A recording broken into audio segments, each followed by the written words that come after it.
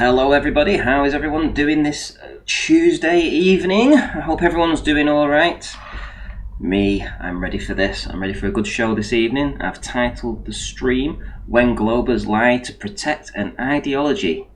And that is a very real sentiment right now, because that is what I feel is happening. I feel that that is exactly what they're doing. They know they are lying, and they just don't care. So we'll get into that at some point. We will, for sure, get into that. Let me say a few hellos to some of the people that are already in, though. We have Fiery Toot. Nice to see you in. Wombat22. Chris. Any globe proof yet globers? Indeed. That is a very good question. Anthony Burrows, SE Montreal, and Flat Earth Frank de Tank. Nice to see you in. Jason McCormack. The resident concave earther, how's it going? We also have Mark Collard, we have Ian Adams and page 42, we have Rachie 0000, and Big Bad Bob from Globusters is in. How's it going, Bob? Sprocket, Steve Hamilton, Mark Collard, and Paul Rusin. We have Womberg07 and Leeds Rules. It appears I've caught up with the chat at least. So if I've missed anybody at the moment, I do apologise. I'm sure I'll say hello to you at some point now. In the meantime, I thought I would talk about this image that I saw today, and I just had to grab it. I literally had to grab it, and I thought, what an excellent image. Very thought-provoking, don't you think? I mean, I look at this image here and I'm seeing, what am I seeing? It looks like Sydney to me, Sydney Harbour, and it to put it a little bit in perspective, we have some boats on the water, we have a helicopter flying upside down, so and it's titled, obviously, Meanwhile in Australia. Well, of course, the Globers just don't like this image. This seems to think that we don't understand that this isn't how we should see things. You know, if we have these satellites in space and we have, I don't know, let's say, gone to the moon before, how come we don't see this when we zoom back into the Earth? You know, I mean, how come we don't see these things like this? You know, the upside down helicopters, the boats sticking to the side of the Earth, the boats sticking upside down, people walking upside down. Why don't we see that? I mean, if anybody can come up with a coherent answer for that, I mean, proper Globers here, I mean, why we don't ever get to see this, I would really like to hear that. Let me show you an image. Where are we? Here we go.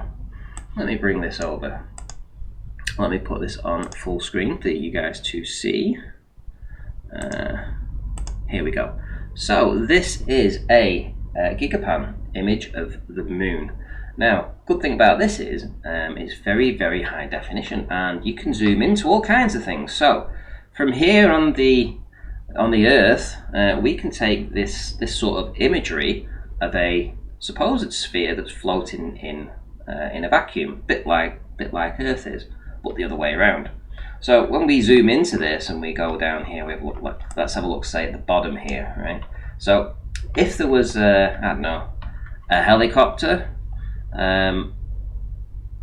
doing its thing here, you would expect to see it.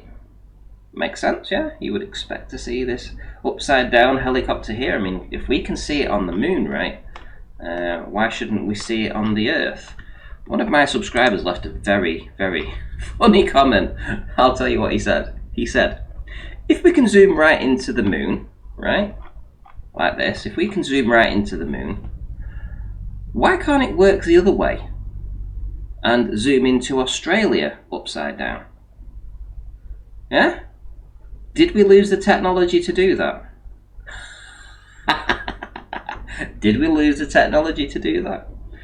Answers on a postcard, guys. Did we lose the technology to zoom back into the Earth and see upside down people walking in Australia? Did we lose that technology? Answers on a postcard. Or you can leave it in the chat after, or leave it in the comment section after the video has finished. rendering. Right, okay, so let's do a quick check and see who's in the show channel right now. We have been joined by F. Evangelist, we've been joined by Jimbo, we've been joined by S.E. Montreal, and the real Bob Dole. How are you all doing this evening? Hello. Hey, good evening. Hey, Randy, how are you? Yeah, just... Bonjour, le terre plat. What? Was that... Good morning, Flat Earth. Oh, is that what it meant? Yeah. Oh, I just want to mention now before we get into all kinds of stuff. Ranty, have you ever heard like a Spanish word called playa or playa? Oh, what? A playa, Playa. I've heard of it, yeah, but I'm not sure what Okay, it now is. I'd like real quick, the Britannia Encyclopedia Britannica website's definition of it, because they say these things are the flattest places on Earth, absolute flattest places on Earth, and they rely on a slope for drainage of 20 centimeters per kilometer, and there's no square involved, and they cover thousands of square kilometers, from hundreds to thousands of square kilometers, and they are the flattest places on Earth. And there's no, in the formula on the Encyclopedia Britannica page, no squaring of the 20 centimeters per kilometer in the descent, in the slope. It means it's flat, guys. Yeah, it means a slope, doesn't it? Yeah, so... A gradient. Yeah, not a curve. Yeah. So this Encyclopedia Britannica is saying that Earth is basically flat, people. And it has a formula for like slope, at least for a large part of it, that doesn't involve any square. Interesting, maybe. Yeah, just look up. I looked up first to find that, are lakes flat? And well, eventually clicked on a few of the bullshit answers that didn't go nowhere, and found the word playa or playa. And it's an important word, and after 6 years it hasn't really been introduced or looked at, and nor has the formula, and the fact that they're the largest, flattest areas on Earth. Not arcing, curving flat areas. Not bending, tangential, donkey dick flat Earth areas. Flat. That doesn't even cover the abyssal plain, which has a little more of a slope, but not much, and it covers more thousands of miles than the continents cover. There's more abyssal plain that you could fit all of the continents on the abyssal plain. And it's basically flat. It's a flat Earth. The word playa should be in every flat earther's mouth, and years ago. And we've got a actual, from not me, not from Joe Blow on the corner, from Encyclopedia Britannica and people who do know something, that it's a slope of 20 centimeters per kilometer in these places. I'll have a look at it tomorrow. No squaring. I'll have a look at it tomorrow, Jimbo, and see whether or not I can back that up. Good. Yeah. Right, listen, I'm just going to say a few hellos to some of the other people that have highlighted my name. So we've got Paul Mills, we've got Brandon C, we have Zest Nature Limited, and John Suzujilik. I see you in, and Zest Nature Limited. Right, okay. So I shouted you guys out because, well, you mentioned my name, so I'm going to mention your name too. So seems fair, right? Right, have you seen the title of the stream, guys? Title of the stream is When Globers Lie to Protect an Ideology. Huh. What do you think? Do you think they lie much about their ideology? Do you think they lie to protect it? Funny you should mention that. Interesting question. It depends on the meaning of lie, doesn't it? Yeah. What's a lie? A lie, I think, has intent. So Right. intent to deceive as opposed to a belief in a falsehood. So for me, I think some of them lie and some of them just conned themselves. That's my sort of view on it. Yeah, I think I think a lot of them, a lot of the ones that come in here specifically seem like they have a purpose, an intent, a very direct goal that they are working towards. They do not seem to be intellectually honest or Well, those are seeking the what is historic true. trolls. Real people who come in, they're more defensive in the sense that they have a lot invested in the globe model, the lies, the science fiction of space. There's emotional charge to imagination of being in a rocket ship and having your own planet or whatever, you know. But still, it's a lot of investment in what they think is an education and knowledge. And to take that all away is like taking candy from a baby. People, well, if they even start to realize in their subconscious that we're right somehow and they're wrong, then sort of a switch turns on. And then if they allow it to go forward and accept the truth, like it's flat, then they'd have to sort out some baggage, go through some emotions, and, have a bit of a time for a while for themselves before they got back up straight. I And do some think there is people a won't way. allow themselves. I do think there is a way to lie without intent. I think that intent is one way to lie, and then there's the other way to lie, which is um, when you are claiming responsibility for certain knowledge, but you have not actually obtained that knowledge, and then you attempt to transfer that to someone else. So you declare that you know something or you know about something, but you actually don't know about that thing, and then you pass off your lack of knowledge as if it is knowledge without letting anyone know that you don't actually know it. Well, you're actually lying whenever you do that. You say, Well, "Well, this is the way this thing works," but you don't it's actually like know how it works. You just Rumpus made or something up. other telling a real surveyor that they don't know what they're talking about. How does that make sense? So someone could, without the intention specifically of thinking to themselves, "I'm going to lie to this person," they could have convinced themselves that they're right about how the thing works. But they haven't done the due diligence of looking into it and making sure that they know. And so in that way, I think you can lie to someone without meaning to lie to them. It's about whether or not you're claiming responsibility for the words that you're saying as informed or not informed. If you claim that you have the knowledge, you're taking responsibility for then passing that knowledge on to someone else. Well, It even then you goes have beyond that. Are you the lying to halfway yourself? language. You have all the double speak that someone can throw in to just make babble and nonsense out of what you're trying to make coherent. Then they're not really lying; they're just babbling their way through shit. See, But that's are the you thing. lying? Are they lying I think to that is a lie. themselves, or are they lying to somebody else? There's two things here. Yeah, see, that's the thing is if you take it upon yourself and you indicate that you know a thing, okay, what you're doing then is you're claiming responsibility to know that thing. So let's just take a teacher, for example, okay? Let's say you take a teacher he says, "I'm a teacher of math," all right? But they don't actually ever look at a math book or look into math and see what math is or how to do math.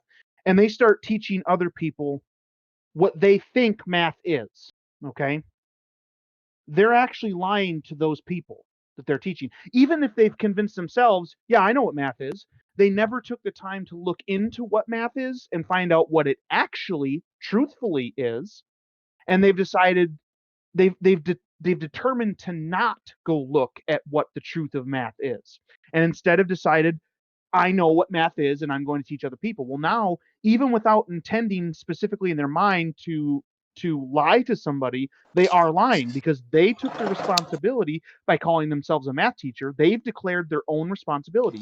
They are responsible to know what math is. And they're shirking that responsibility. So in that sense, they are Math is lying to other a people. descriptive language. It can cause nothing and affect nothing. It's just a descriptive language. That's just That's an And also we not example a though. good example extract because they have ratios and we no choice keep what things to teach. constant. It's the curriculum. They have no choice what to teach. A better example would be what Ranty showed. The moon, right? The upside down That's thing. that's details of a system, though. That doesn't disqualify the example. We're not talking about a specific system. Yeah. We're just talking It's just about a just a teacher metaphor. in a vacuum. Okay, whether or Yeah. not they have a system that tells them what to teach, all that's details of a system. All I'm talking about is just specifically any type of teacher that just declares himself a teacher of anything, not associated with the school system, not associated with a certain religion, none of that. Just someone who says, "I'm going to teach this." Okay, when they say that, they have decided that they themselves have a responsibility to know that thing.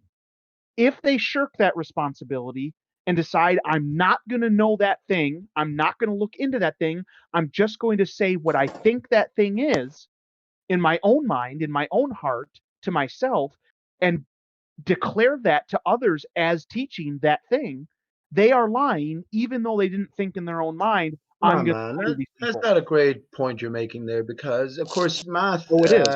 Well, it's a point, but look, math is multi-dimensional. The subject is not the point of But hang my on, from the example point in of any view way. of the Math is instructor, not physical.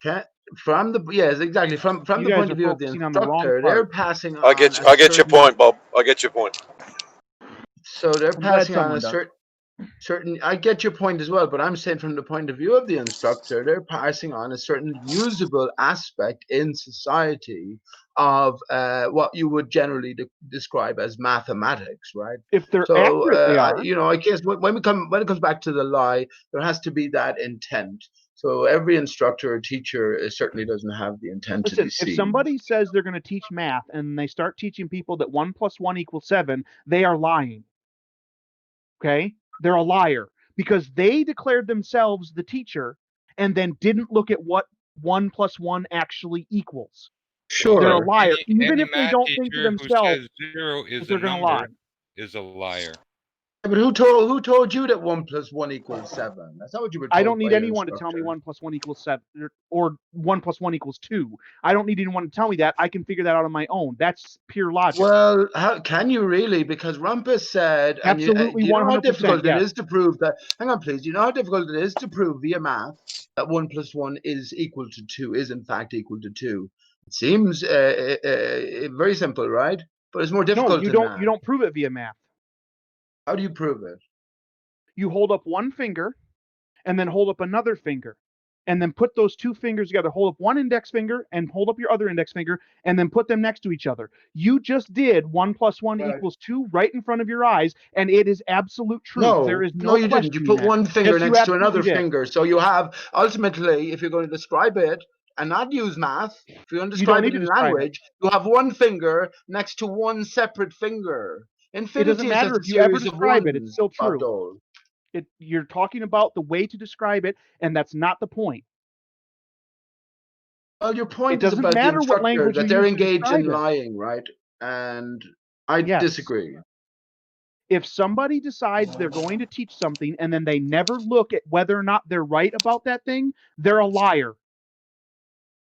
Yeah, but if they're teaching 1 + 1 = 2 in school, they're not lying. No, that's not a lie, and I never said it was. So what's the lying aspect then of teaching?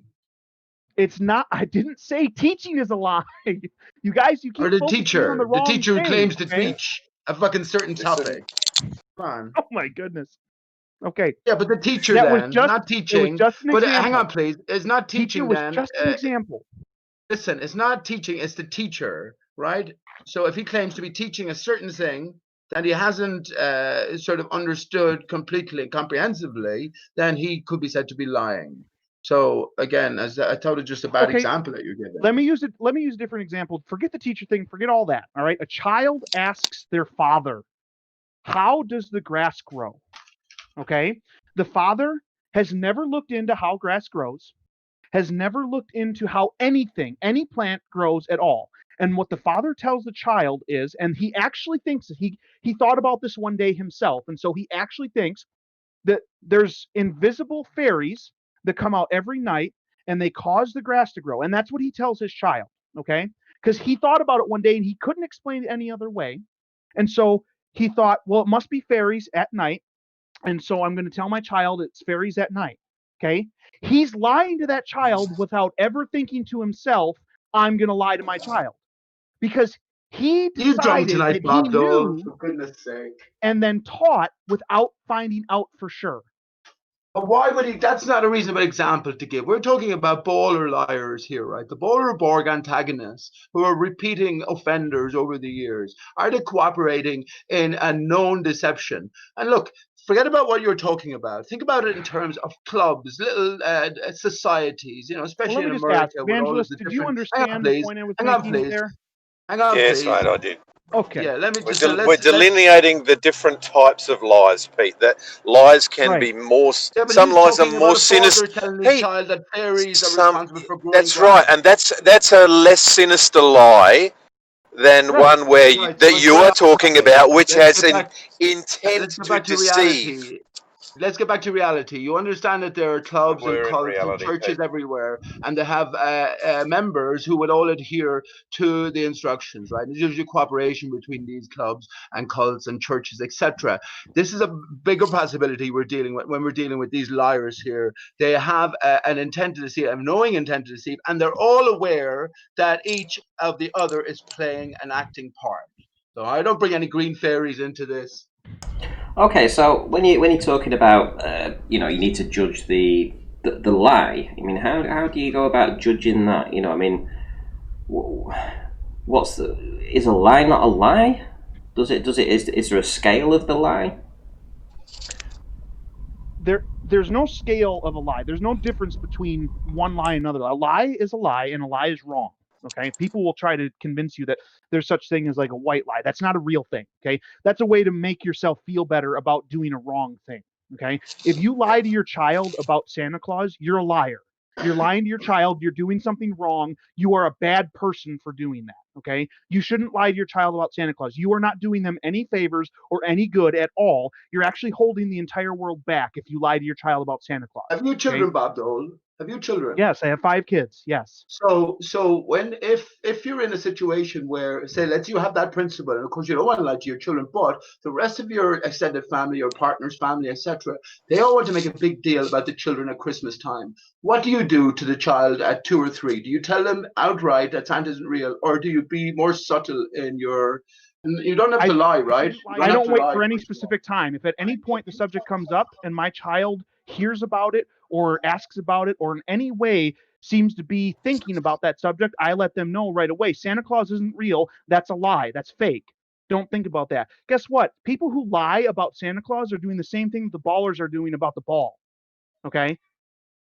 Don't make bones about that or think that you're somehow different if you're lying to your child about Santa Claus. You're still lying. You're telling them something not true about the world that you know is not true.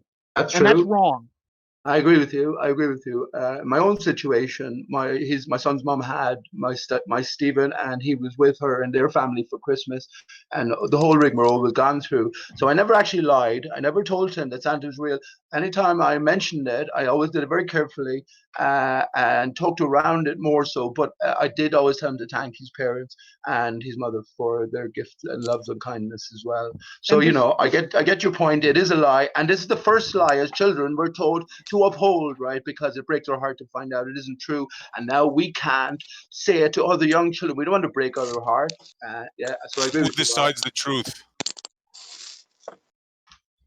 Do we know the truth then, SC Montreal or Bob Dole? Do we know the truth on anything? And That's my therefore, whole if we point. Who don't, decides the truth? yeah, if we don't, should we say fucking anything at all to anyone? Asking who decides the truth is fundamentally misunderstanding what truth is. Nobody decides truth. Truth is truth. Either something is or something is not. Tell me the truth about one thing that you can bet your bottom dollar on. I don't I'll need tell to you bet. a truth. I don't need to bet on it, but I can tell you something that is absolutely true. Okay, I do exist. Now, the nature of my existence can be called into question, whether or not I am a program, or whether or not we live in an infinite space, or whether or not we live on an infinite plane. My nature can be called into question in any way, shape, or form. I could be the imagination of some other creature, but it does not matter. I do exist in some form or another. But here's the you problem guys are with going that. into philosophical nature. No, but here. hang on. Here's the problem, though, SC Montreal. Here's the problem with that, Bob Dole. You will only ever be able to convince yourself of that. There's an audience here. And Absolutely. the same thing applies. So in a way, you pick the worst example No. because the same applies for all of us, right? This is But in something we were terms of the discussing truth, the we other all have day. to take that as a personal truth. Outside of that, what's something that's true external? This is something that we were discussing the other day, and I brought up this point. Okay, truth itself is not subjective. Truth is objective, but obtaining the truth is a personal endeavor. You cannot hand truth to somebody else on a plate. It's impossible.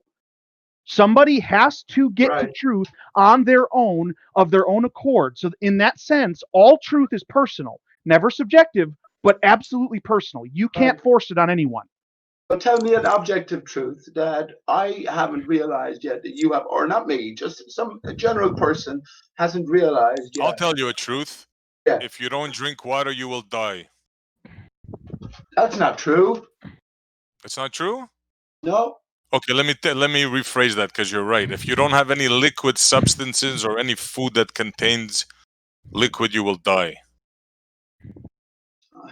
That's a difficult one as well. Have you ever heard of Saint Germain? Have you ever See, heard of Saint Germain? this is Time? where these guys, they want to go down the Karl Popper route.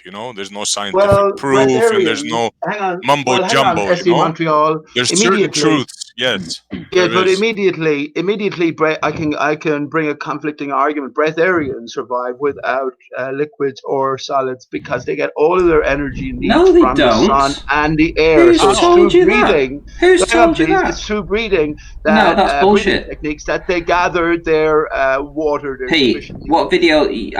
That's just ridiculous. This breatharian rubbish. The guy's died doing it, or nearly died. I mean, come on. What do you mean, that guy?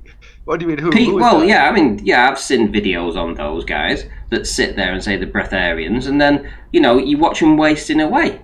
There's a breatharian that's a flat earther, and we don't always judge the. Hang on, please. We don't always judge the book by the cover. You might look at an Ethiopian and say he's wasting away, but yet he'd run a marathon in 2 hours, and you wouldn't. Right. So these breatharians that just live off the sun and live off the air, right? So they live off the sun, they live off the air. They don't eat, they don't drink. Can you show me one of these guys? There's a flat how long earther. they've been doing it, please? Yeah, and how long they've been doing it? There's a guy who talks about flat Earth, who's a breatharian. Someone in the chat posted for him, for God's sake. Yeah, can you? He's like a sort of an Aboriginal type of guy. I'll give you a truth, Pete. If you have no fuel in your petrol tank, your car will not run. There is an absolute truth. But there have been petrol tanks designed to run and not fuel. Okay. That's not a truth, Evangelist. And this isn't to attack you, but that's not technically a truth. Okay. Right. Exactly. It's vague. It's vague. Or a piece of information pertaining to one specific type of engine and one particular type of vehicle. Okay, I'll give you another truth. Truth does not change no matter what the circumstance or time is. You're going to splatter on the bottom. No, man, that's SC Montreal. I'm talking about. Hang on, that's not true either, because there are examples of people whose parachutes have failed to open and they've survived it. I'm saying to you to think about the truth that you can put everything on, right, as an individual, and say outside of the basic, I think therefore I am. But yeah. What is true? What is objectively true for us? What's the best example we could give? That's my point. These things are vague, but people can survive strange situations. Are you asking for what's objectively true, or are you asking for what are the things that we could make you see are truth? Well, you say truth is real, right? Your truth is objective to all of us, absolutely. Right? Yes. Right. So can we get some grasp? Can we get some sort of a quantification on it is all I'm asking. That's why I said you as an individual, is there something that you would bet everything if you had to? Oh, absolutely. This is true. If nothing else is true, this is true.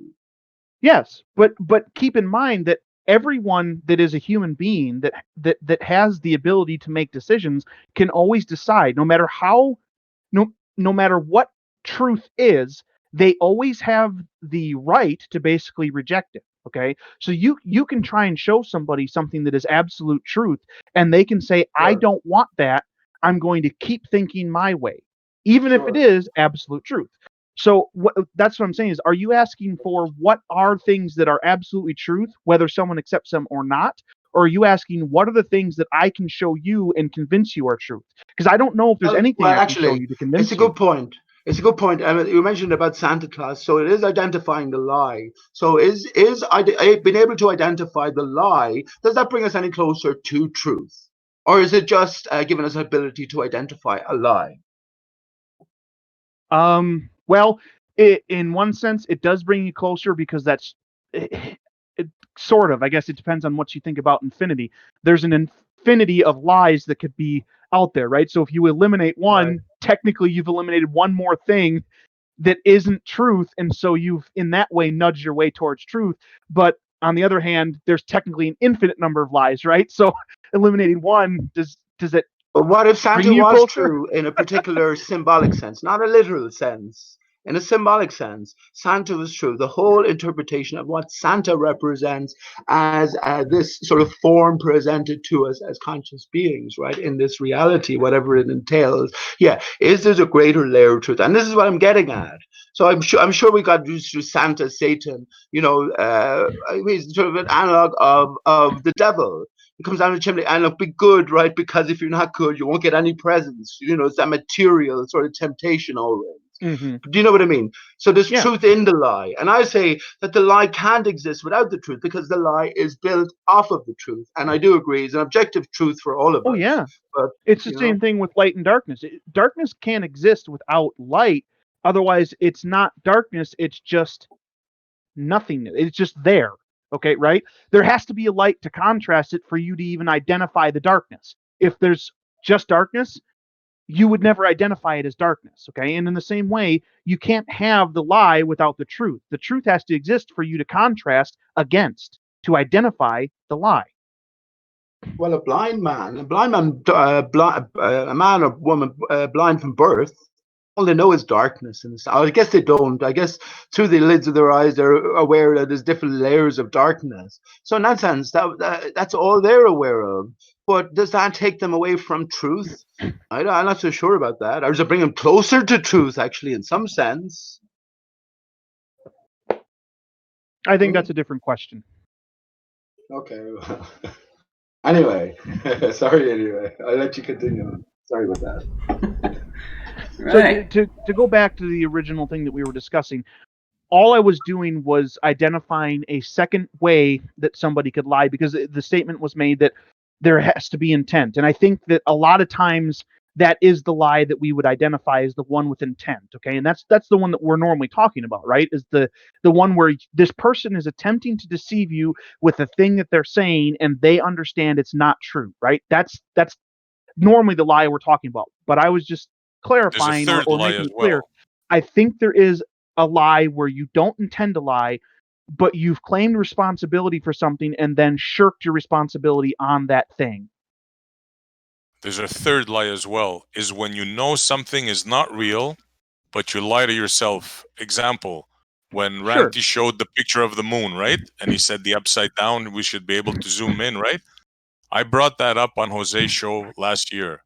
That very same thing. And I said, if you were somebody in Australia, right, that had a travel company, what would you give for a picture of kangaroos jumping upside down, people walking, cars, and they were all laughing? Right? Now, logically, what would you say to that? Are they lying to themselves? It should be seen, though. It should be seen. That's the thing. I mean, if they've been to the moon, right? Right. I got a big smile on my face when you showed that, Ranty. Like, I brought that up, and I always say that. Where's that picture? Where's that video? I want to see it, man. I want to see a kangaroo jumping upside down. I want to see a plane flying upside down. I don't even know if I would identify that as lying to themselves. I would identify that as actually a system that most, if not all people, actually accept without realizing that they accept it, right? So they are actually trusting someone without ever having met them, without ever having talked to them. No, they go into La La Land. They envision, like Superman, like in the movies, when you go in the planet and just turns around, and that's how they envision it. What happened? They go into sheer La La Land mode, bro. they didn't come up with it on their own. They were Yeah, but what's your taught point, SC Montreal? I mean, it's still a lie, and it's probably even a graver lie because they knowingly are lying. Yeah, but they're lying to themselves, is my point, Pete. How are they lying Well, to okay. themselves when they know it's all a farce? Listen, The people that nobody know They're has about either it- seen. lying to themselves or they're repeating the lie. This is my point. Yeah. Which one Right, is it? so I so don't wait know. on a sec. Nobody has seen an Australian or a kangaroo running around upside down. Nobody's seen that, and yet they should have seen that. Yes. It's a simple fact of the matter. Kangaroo. Isn't it known as the land down under? Yeah. Shouldn't that be their number one slogan when it comes to, come on to the land down under, and they show a picture Okay. of a kangaroo bouncing upside down or something? Mm-hmm. Think about this though, okay? Somebody tells me that, like, let's say that they work with lasers, okay, and they tell me that green lasers are more powerful than red lasers, all right?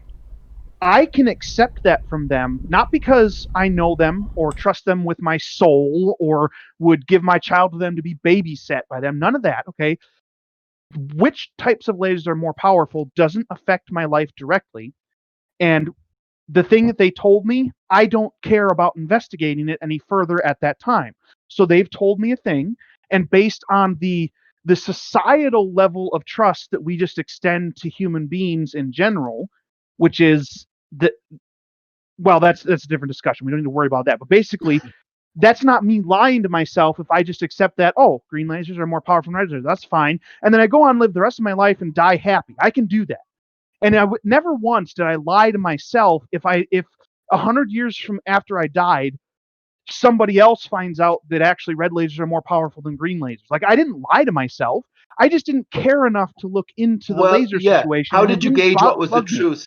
How did you gauge what was the truth to begin with, Bob Dole? You see, I you just didn't. accepted That's it, what I'm right? saying. They didn't even.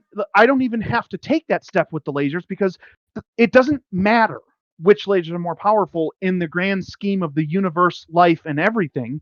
And if I don't directly need that information, I'm not going to investigate it. So the Do laser you know thing the truth? specifically Do you know the doesn't truth matter. of that matter? That it doesn't matter in the grand scheme of things. How come it might matter everything, man? How do you know? No, I'm saying that. What I'm saying is that I if somebody tells me that information, I don't necessarily know the truth. I don't know if I know the truth. They've just given me a piece of information they think is true. Right. And I've decided it's not important enough to me to look further. That's not the same as me lying to myself the rest of my life thinking green lasers are more powerful than red lasers. Green lasers are more powerful than red lasers. Just sitting there repeating that the rest of my life. That's not what I do, right? I just take the piece of information, I log it as not important, not of concern, not interested. That's fine if that's true. That's fine if that's not true. And then I put it away. Are you not Okay? trying to put puzzle pieces together, man? So, well, I am with things that I do deem important. So, to SC Montreal's point, I don't think that all people that think that the Earth is a ball are automatically lying to themselves. I think a vast majority of them have logged it away in their mind as not important, not worth investigating because it doesn't affect my life directly right now. It doesn't change how you drive your vehicle, what job you go to, how you get groceries, how you talk to your children. It doesn't affect any of that directly. You It's only misunderstood after my it point, does, Bob. though. gone to another Give me level a that you second, start Pete. thinking it matters, yeah. basically. You misunderstood my point, Bob, and they're talking Oh, about it in the okay. chat. I'm talking Okay. about, yeah, they're talking about it in the chat, Crow and Toady. The point is this. It's when you have a picture of the moon, when we zoom in the moon, right? We see the top of it and we see the bottom Mhm. of it, correct? Now, when you We zoom see in, something. the top, the bottom doesn't automatically turn upside down. You see the craters and they're upside down. Now, let me ask these guys in the chat: if there was a kangaroo hopping on the moon, right, or a car, or whatever, what orientation would you think it would be on the bottom? Like in my head, I would be imagining the kangaroo with its head down, according to my Exactly. eyes, That's because you're an intelligent person, Bob. and feet on the. Yeah. I would like to ask Toady that question, and Crow XE that question. Where do they think the head of the kangaroo would be if we zoom in, if it's on the moon, or vice versa, if we're on the moon and we zoom in on Earth?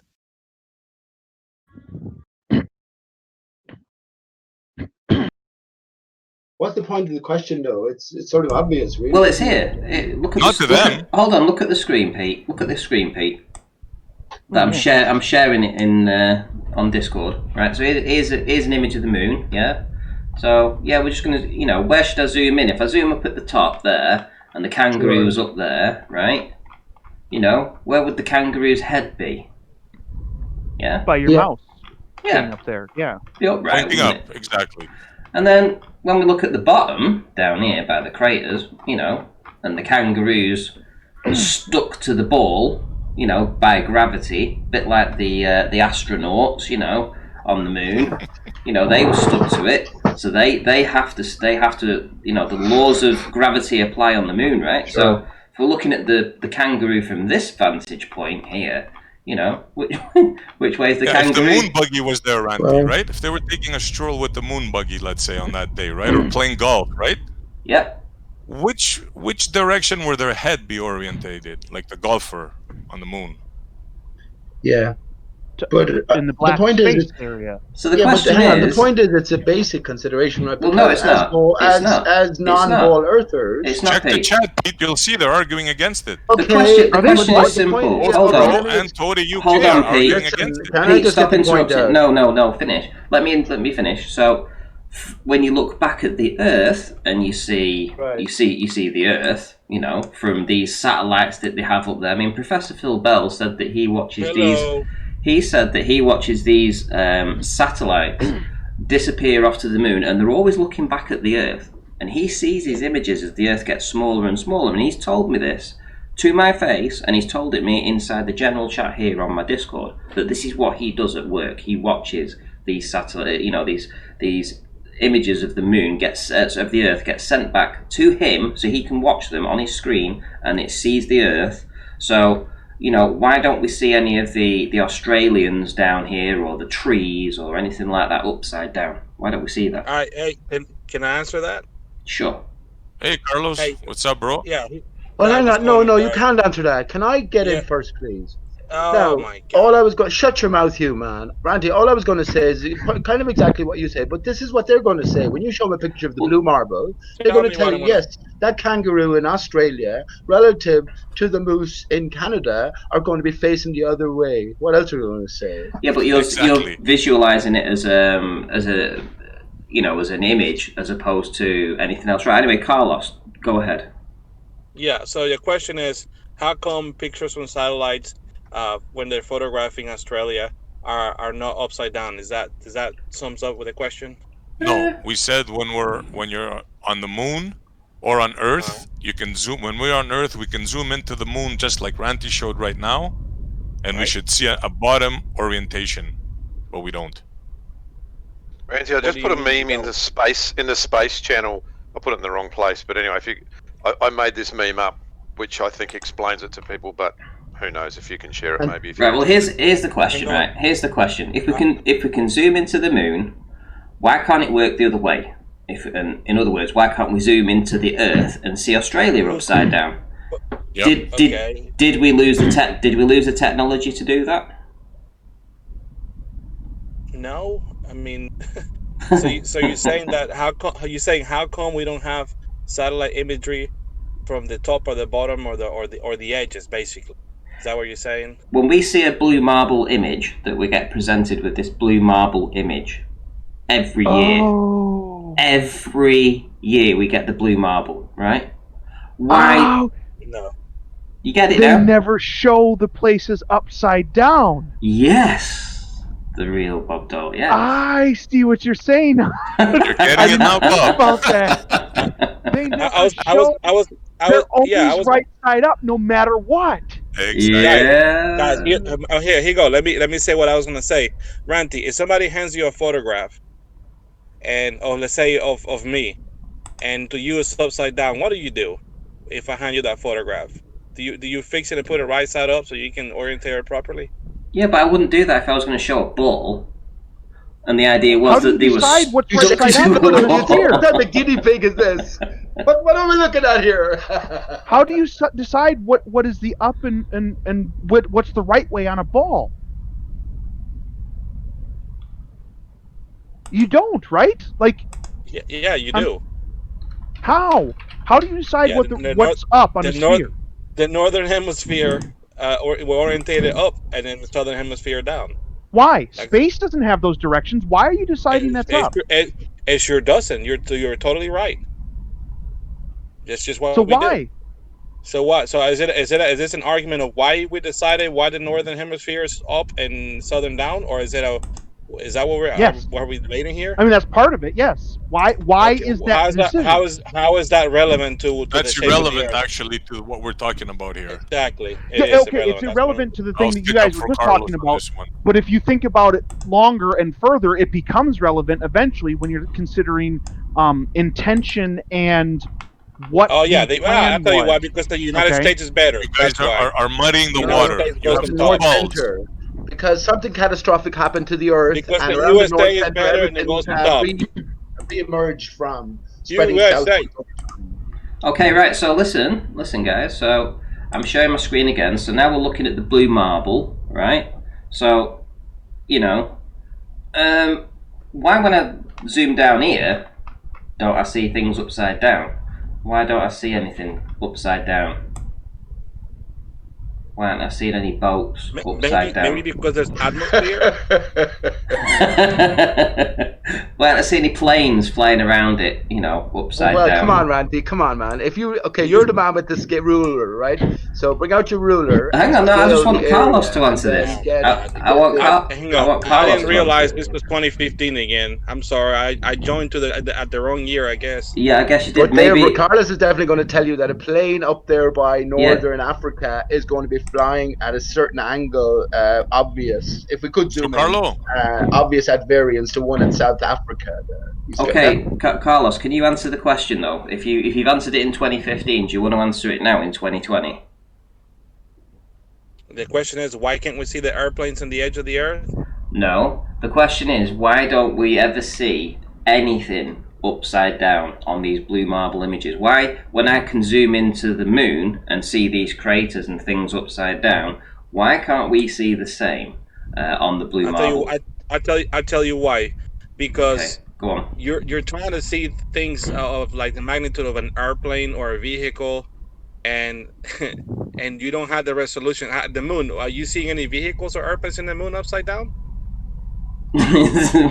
Well, where's the vehicles on the moon, mate? That's what I'm Carlo, are saying. you Like, disputing that if a vehicle was upside down, or if we zoomed in and there was one of those buggies, that the astronaut's head would be orientated downwards? Are you disputing that fact? downwards in relation to what? To us. Yeah, I guess We're- if you're on Earth, right?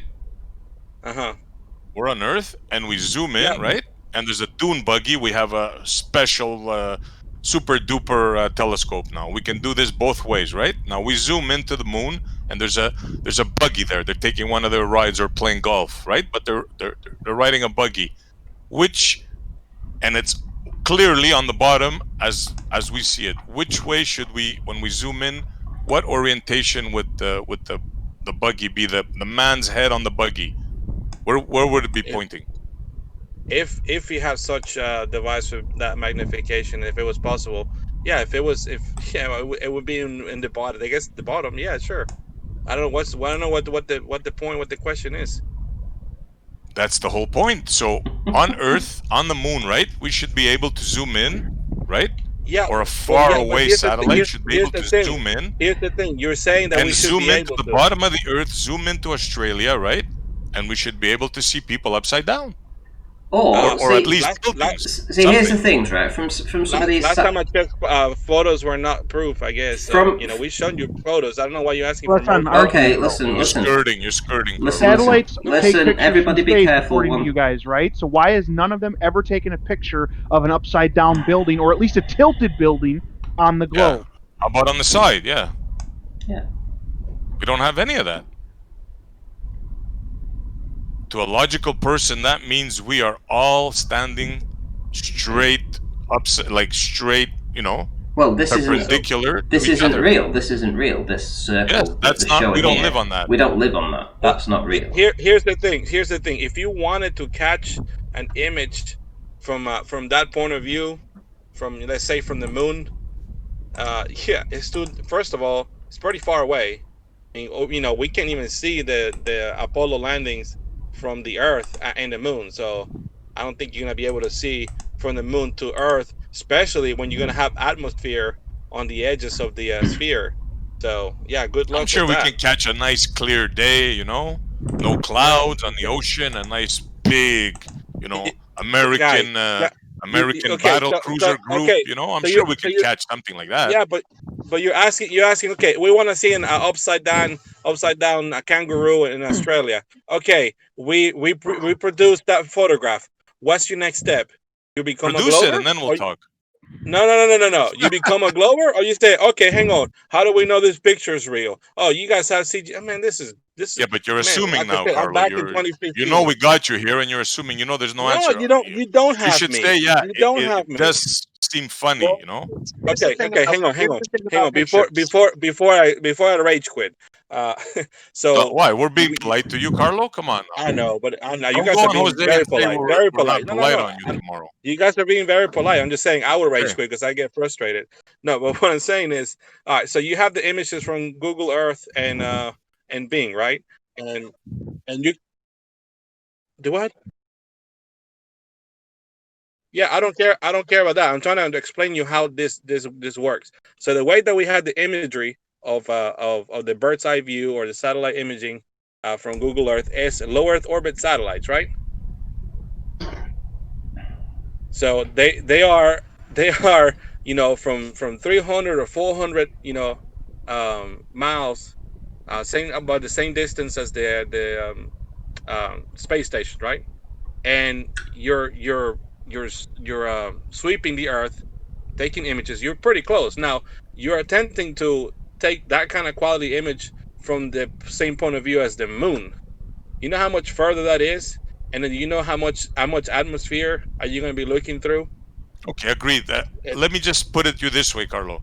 We have supposedly some satellites that are in geostationary, which is 25,000 miles, and we have ones further out, right? Now, surely those can do what we're asking, no? Because they have the full ball in view, and they can distinguish up from down, let's say, as relation to that satellite. Yes or no? they have a point of view, yeah, from far away, so they Okay, can so photograph surely the one whole of Earth. those can be able to do what we're saying, no? Sure, of course No, they could. Let me shout this because super chat out. Hold on one sec, here's the two Carlos. things. 1 second, Carlos. Go ahead. So from Gadfly13, who wants to make his voice heard, so he says, zoom into skyscrapers would be sufficient from a distant spy satellite, right? You know these spy satellites Yes, that they can claim that. they Sorry, can Randy, read. this has to be said. They can claim read. that they can see a penny. You can put a penny on the sidewalk, and they can read what year it is. Yeah, exactly. They can read right into a stamp. They could read a stamp on an envelope. No. Yes, they could. Okay, And they could do that so 25 years ago. So okay, how far away would that satellite would be if it was exactly right above it, Ranty? About how far? Let's have a guess. Let's say 100 feet. No, what the heck is that satellite 100 feet over there? Oh, go on then. Will you tell me then? You tell us your model. You tell us how high these are. Go on. You telling me? So you tell it's me. Gonna be about I have no, don't just wait. Just wait, okay. Pete. Go ahead, Carlos. Right, so it's gonna be about the same height as the ISS, around there. Okay, so how many miles is that? Come on, you tell me. It's gonna be about is it 400? Okay, so say 300 miles then. So let's just say 300 miles, right? Kilometers, I can't remember. So, all right, so all right. Well, hold on. So from 300 miles, listen, you're going to see a stamp, and you're going to read the stamp from 300 miles away, right?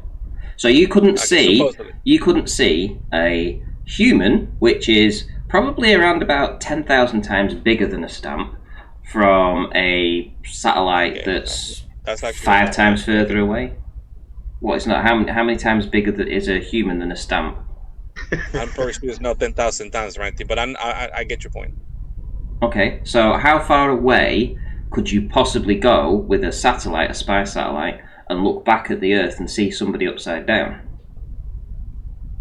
Yeah, so now we're talking about looking at something that's going to be at the edge of a sphere, where there's going to be a lot of atmosphere, most likely. And then we're talking about being a lot further away, so you can see the whole Earth in its entirety. So we're no longer talking about a low Earth orbit satellite. We're talking about maybe a geosynchronous.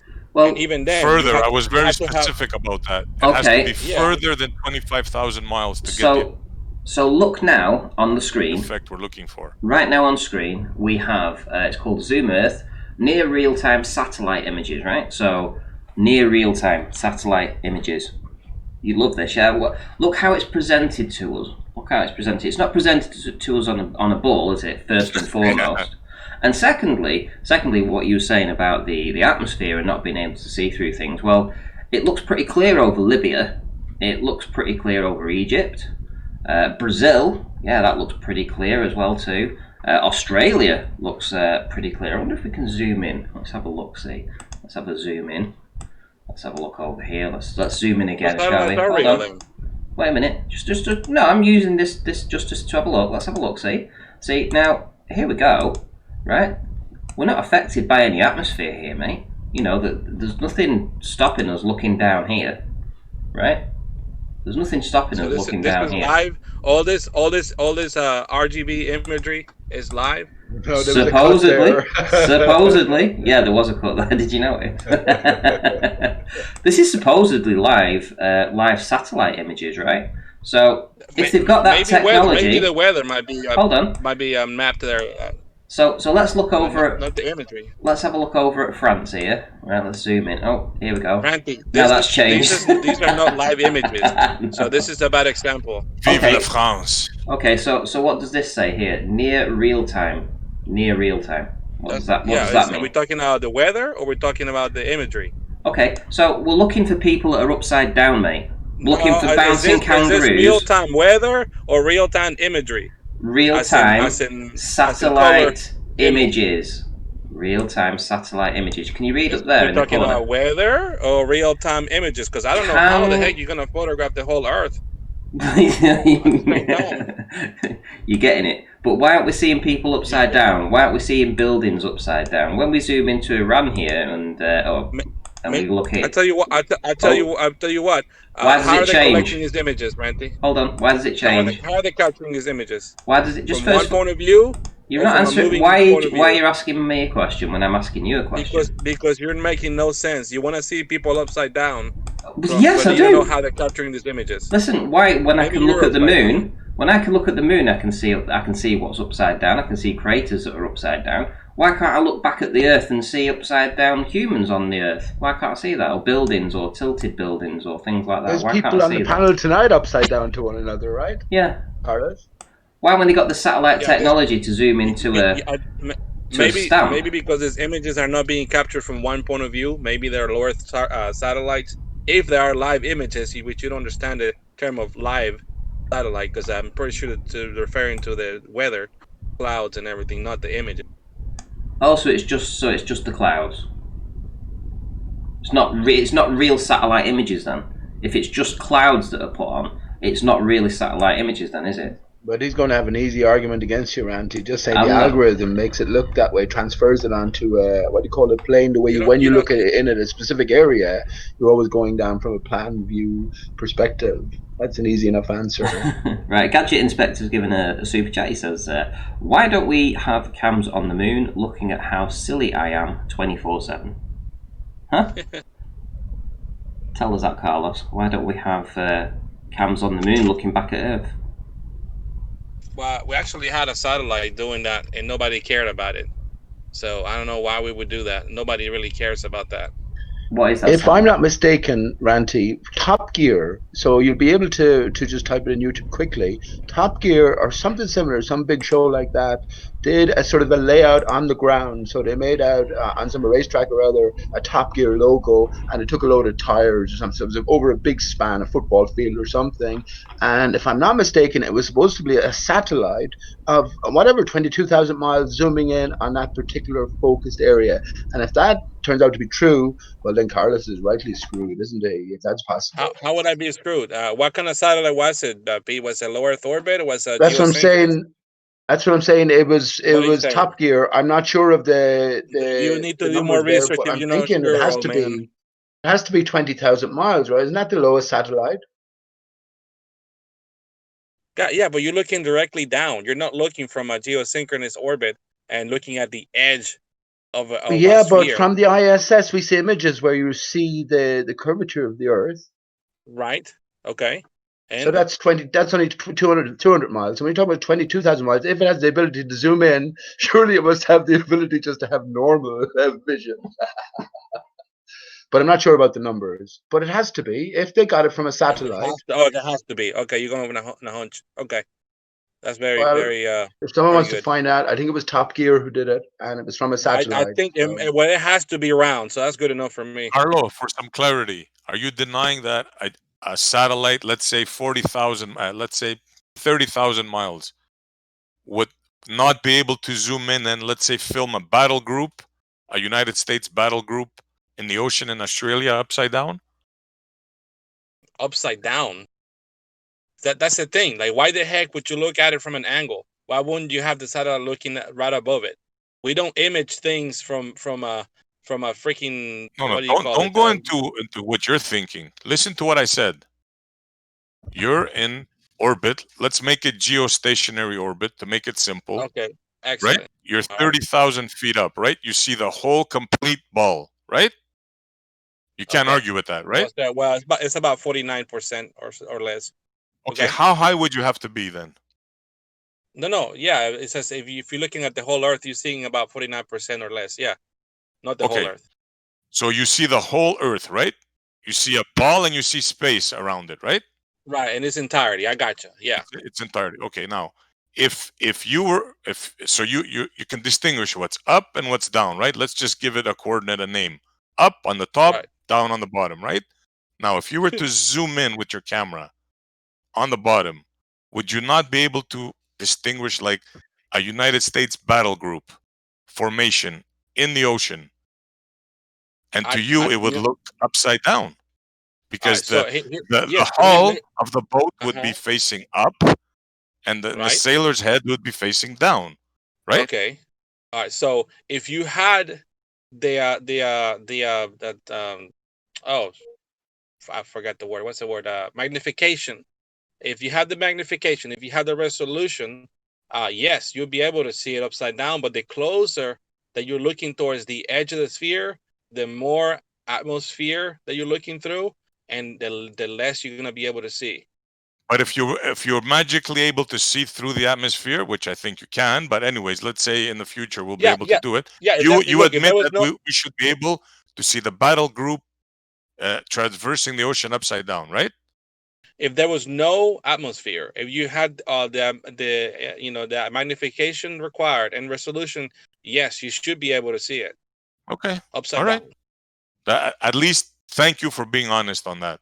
Oh yeah, totally. I'm not gonna be, I'm just saying, like, the problem here with our geosynchronous satellites is that it's gonna be an issue of magnification, resolution, and once again, the closer you get to the edge of the sphere, as we all know, the more atmosphere you're looking through, the less likely you'll be able to see clear.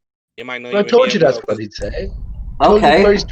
Okay, right. So look here. So I just I had a look for spy satellite images, and apparently this is from the the New York Post.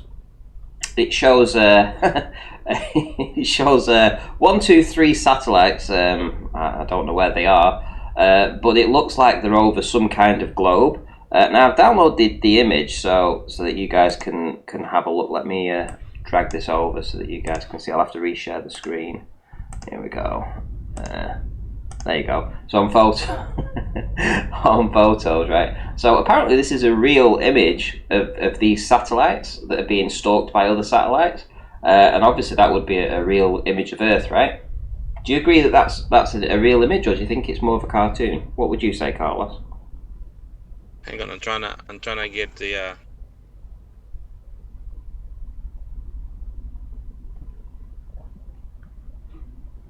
He's trying to get the official answer ready.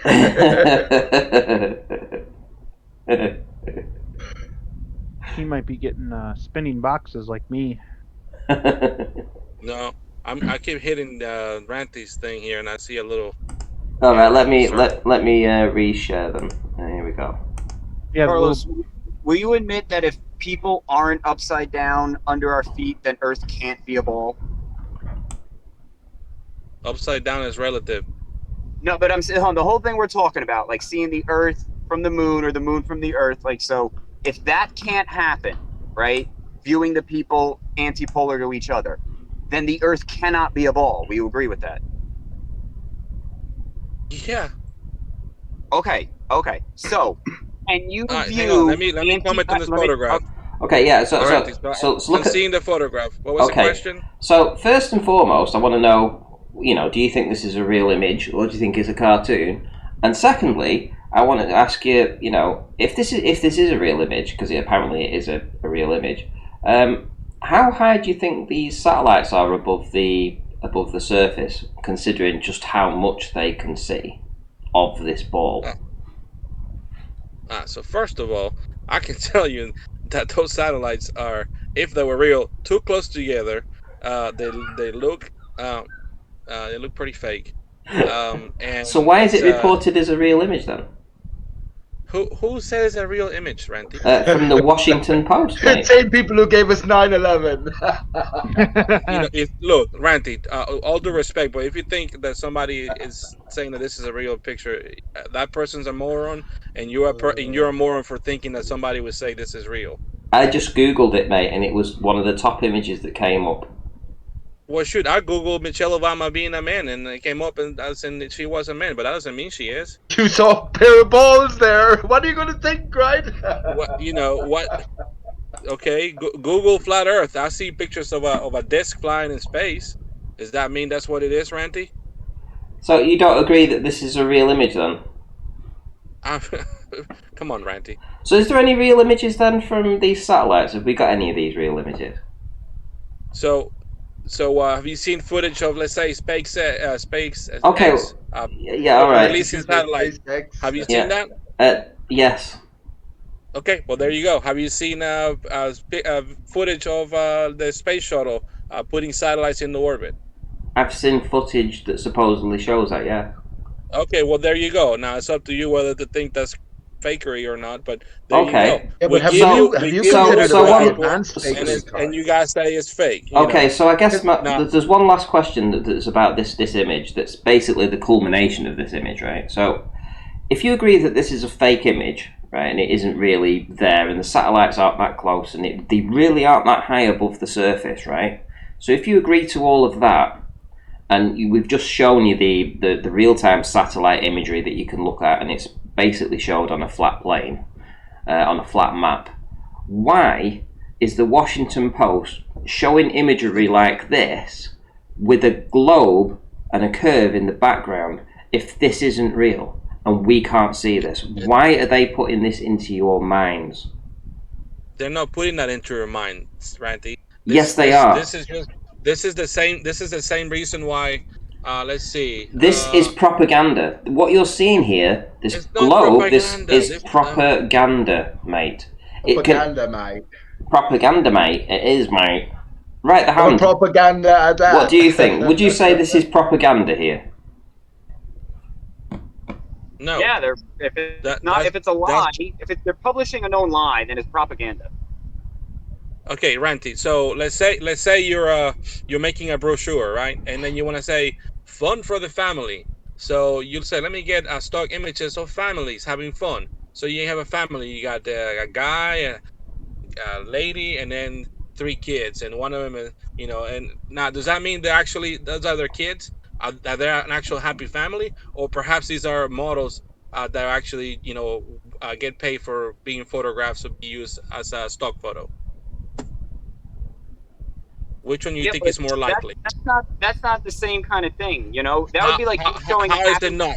Wait, yeah, I'll tell you. That'd be like you showing a happy family, and then I sign up, and then you beat the crap out of us, and I was like, why would you use a happy family when it's not a happy event? So if you're showing a ball as Earth when you know it's not a ball, yeah, that's a lie. That's propaganda. That's not just using a stock photo. That's picking something to manipulate the truth, or AKA propaganda. Randy, post that image in I just posted in chat, and ask Carlos, does he think that image is real? Okay, what is it? Is it? Save image. We all know this image. To download. Right, okay, one sec. Let's see. It looks like a photo of the United States or North America. When have you ever seen Earth Central look like America. that? When have you ever seen Earth look like that in real life? Never been to space. He just saw it look like that a second ago. Okay, hang on. So, Carlos, how would you know that this is? Would you say that you just believe that this is what Earth looks like? I didn't say this is the Earth, what the Earth looks like. I said this photo seems to be like if it was a picture of the United States from space or whatever. How would you? But again, now you're saying this is what the Earth looks like when this is a picture of Earth. What it looks like. But you've never seen the Earth look like that. So what would make you think that this is a picture of Earth and not just some CGI bullshit? I didn't say it was neither.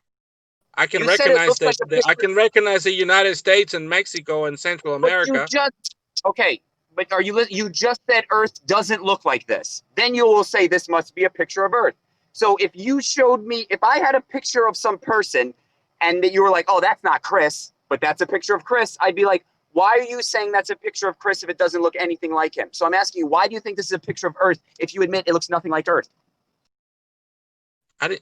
The same reason why when I'm looking, the same reason when I'm putting together IKEA and I see a drawing of a part or a bolt, I say, "Oh, that doesn't look like the bolt that I saw on the bag." Yes, it does. It looks exactly. No, I say, "Oh, look, that's not bolt. That's a representation of it." It looks exactly the same.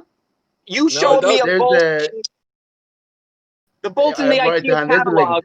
It looks just like the bolt in the packet, except it's two-dimensional. It's the same size. The threads are the same. It's not the same color. It doesn't have any depth to it because it's a 2D image. There's no texture to it. Let me make the point about the link I posted there, right? And it was just a random link. And look, Carlos, you mentioned how easily it was to spot that the original image Randy posted was genuine, but yet this is genuine. Why? It could just be a more advanced form of fakery, and of course, as flat earthers, we're all going to say it is. How difficult would it be to pull this off? And where is your skeptical mind when it comes to not wanting to be fooled, possibly? Yeah, you've never seen America as its entirety. You've only been told what it looks like by the same people that are lying to you about the ball. So when you say this looks like United States, you've never seen what United States looks like. You've been told. Well, I'm living a lie. So unless I see it with my eyes, it's not real. Man, get out of here with that crap. Well, have you ever seen upside down people? You guys are a bunch of skeptical morons. Carlos, you ever seen upside down people? Put your tinfoil hat on, man. Go drink your urine. Do you think it's ridiculous to have that standard of, oh, if I don't see it, then I don't accept it as real? Why is that a ridiculous standard? That sounds very reasonable. That's sensible. That's literally sensible.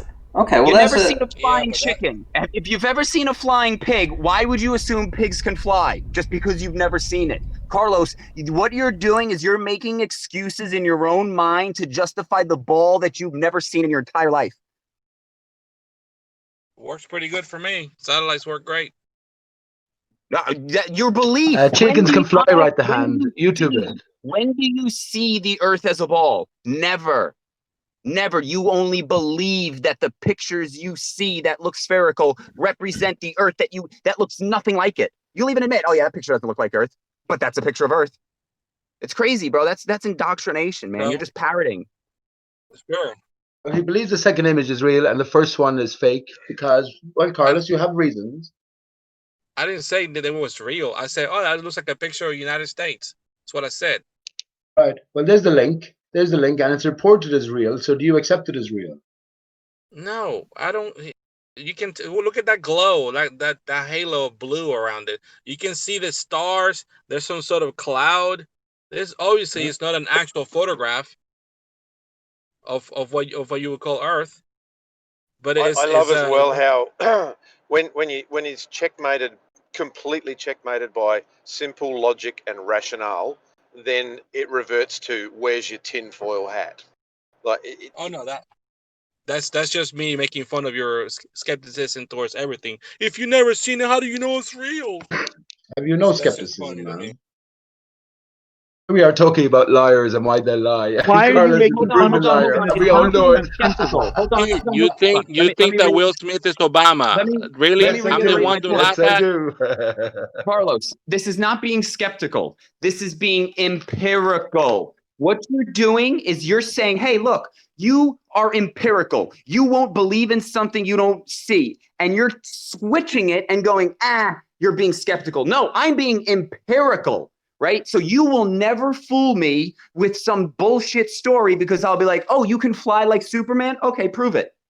Oh, you give me a bunch of calculations on a piece of paper. That doesn't prove you can fly. I want to see you do it.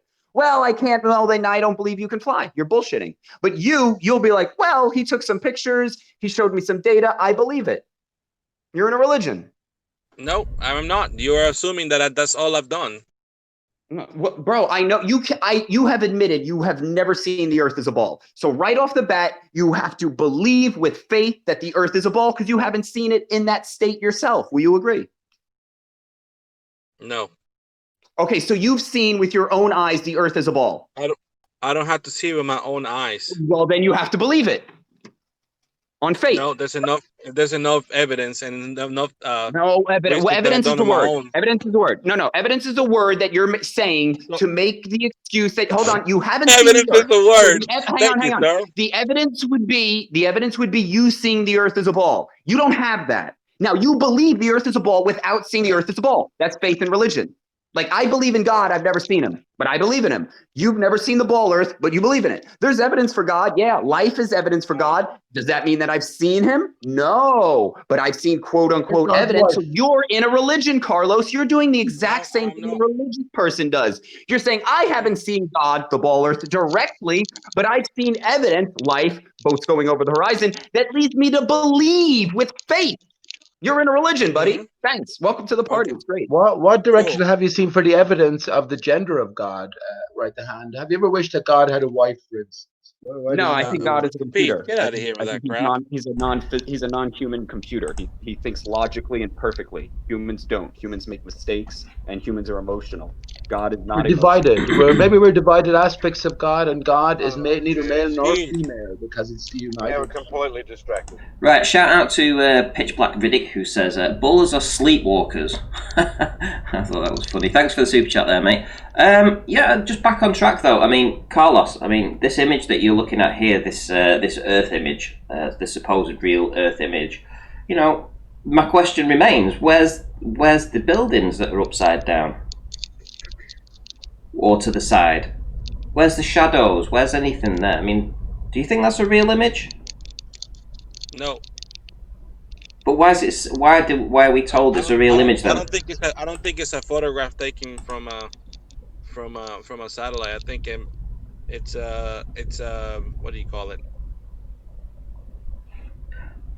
What creation and what do you call it?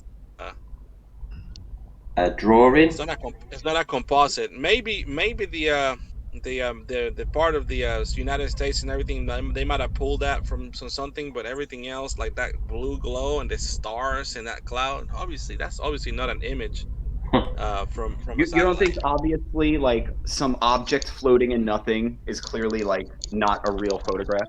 Like if I showed you a rock and there was nothing around the rock and it was just suspended in midair, you'd be like, that's a fake photo. And I'd be like, no, it's real. And you'd be like, I know it's fake because rocks don't stay suspended in midair. So that photo, no matter how real it looks, must be fake. Would you agree with that, Carlos? No. You can throw. Okay, so if somebody showed you a picture of a rock just sitting above their table magically, you would think that that's a real picture and that rock was magically floating above the table just because there's a picture of it. Yet when that picture goes against everything you know about reality and logic. This is what you have to do to be a baller. Congratulations, no, Carlos. I would say, go back and listen to your Carlos. Do you listen to what you say when you speak? You sound so stupid, but you're just defending this belief. Man. Thank you for letting me know. You need to hear what you sound like. You just said the dumbest. You just said, I believe the earth moves because I see the sun move, right? You're just saying illogical nonsense because that's your belief. Where's the upside down buildings here, guys? Where's the upside down anything? You know, where's the trees that are upside down? You know, this is the blue marble, guys. You know, why aren't we seeing this? Why do we never see things upside down? Am I perfectly still in relation to the earth, or No, you're not. to You're the not. sun? Well, we're just establishing what we see. Me and you are standing perfectly still. We're not moving. We see the sun move. I go, look at that. The sun is moving because I see the sun moving. And you're going to go, no, no, no, no. The earth is moving because I see the sun moving. And I'm going to be like, are you retarded? And you'll answer And me I'm gonna with, be like, maybe. What reason, Carlos, would you have to think that you are not perfectly still? In Chris's example, why, looking at the sun, would you think you're not? Why would you not think that you are perfectly still? Nothing. Just at first glance, yeah, of course, you look around. Oh yeah, I'm still. It's the And other therefore, evidence that we if you all saw the know. sun move, what would you think was moving? The sun, obviously, from our. Okay. so can we agree that like A equals A? Dude, I Sun had this moving. conversation with you. I'm not gonna waste another minute with you. Yeah, I wouldn't waste a minute with logic We're if gonna it led we're to gonna me. we're gonna talk about how satellites work on the flat Earth. How does DirecTV work on No, the flat man. Earth? I think we Yeah, should talk hold about on. something fucking of interest. Yeah, we'll change it. We'll change in just 1 second. So this is the blue marble. So Carlos, can you tell me where the where the buildings are here on the side? Can you show me some buildings that are at that are facing to the side here? I've already answered this question. Photographing at the edge of a sphere from far away when that sphere has an atmosphere. It's all we already talked about that. Keep looking for the upside down kangaroos. I mean, yeah, I'm explained looking. it. I'm looking. I just can't see any upside down kangaroos, mate. Can't do it. Can't see them. Wonder why that is. Wonder why that is. In fact, can't see anything that's out of shape. Wonder why that is.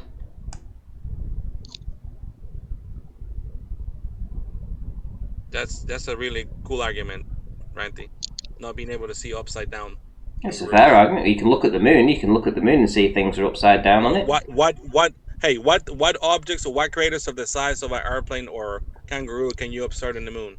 Can you point me at that? What, you think there are kangaroos on the moon? No, I'm saying what?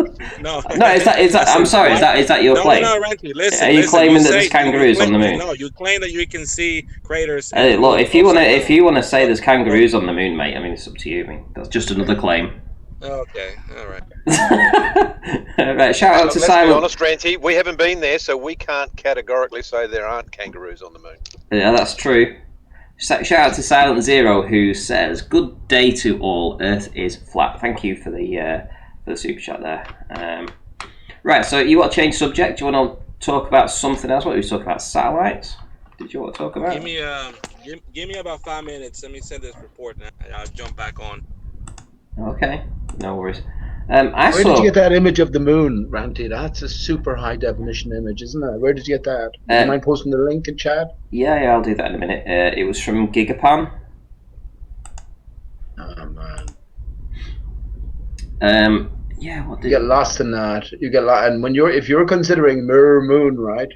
You're considering mirror moon, the moon in some way reflecting the Earth in some way. Well, that's not the end of it. I'm not saying that I know anything, but I'm saying that's not the end of the mirroring that's going on, at least in potential anyway.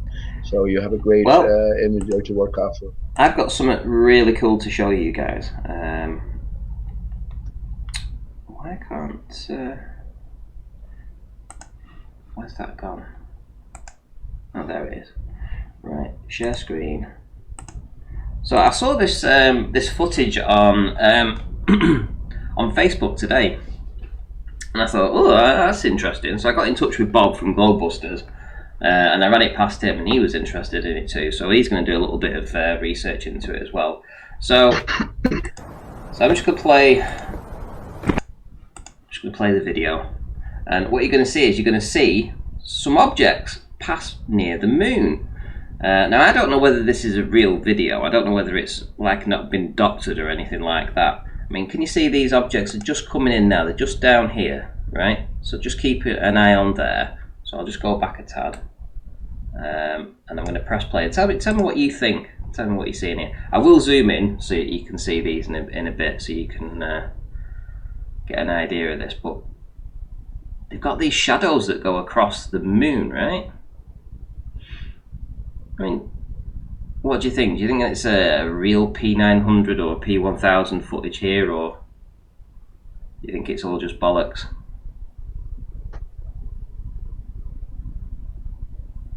All I see is two little blue boxes orbiting each other or something. You're not. You're not. Is the screen not working for you? It's not. I don't know why it does this. All right. Let me reshare. My internet's fantastic. There you go. Try that. So I guess maybe it has to. Yeah, there it is. Half a world away. Whoa, watch! Look at that. That's mad, isn't it? So much, and look at the shadows as well on what appears to be the moon in the background. Yeah. So I'm just going back and forth across this. But what's interesting is that when this objects go across it, as it gets towards the, the terminator line, the shadow seems to extend. It seems to get bigger.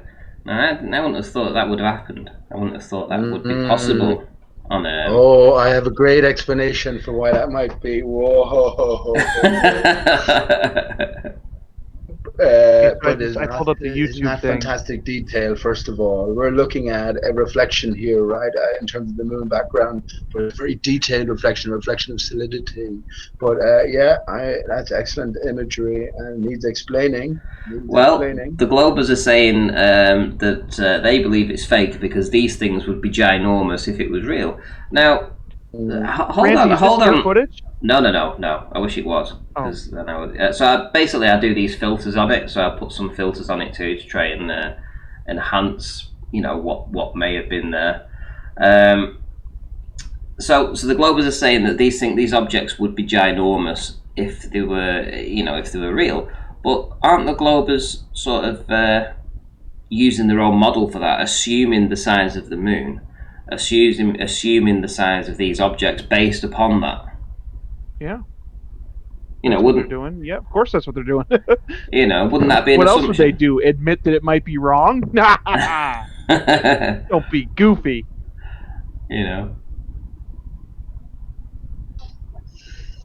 We think, I keep saying this, I tried to state last night, just as I was finishing up, Jimbo interrupted me, but when we think outside of Earth, the moon is our nearest neighbor, and when we say what we see, here obviously, especially with cameras and artificial imagery, right, it definitely looks solid. To the naked eye, not so much maybe, but when we consider, come away from the spinning ball Earth, material universe, and we think in terms of a mirror sky, as we're all sort of doing these days, well, are we looking at just intricate reflections of something? I say we are, and this is sort of fundamental.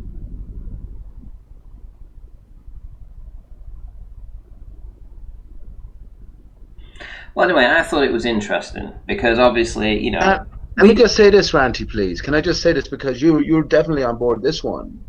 Where's all the fucking images of, military or otherwise, just made public, of as some craft is ascending, be it a balloon or whatever, with the purpose of filming the full moon in all its glory, away from the atmospheric glare, etc.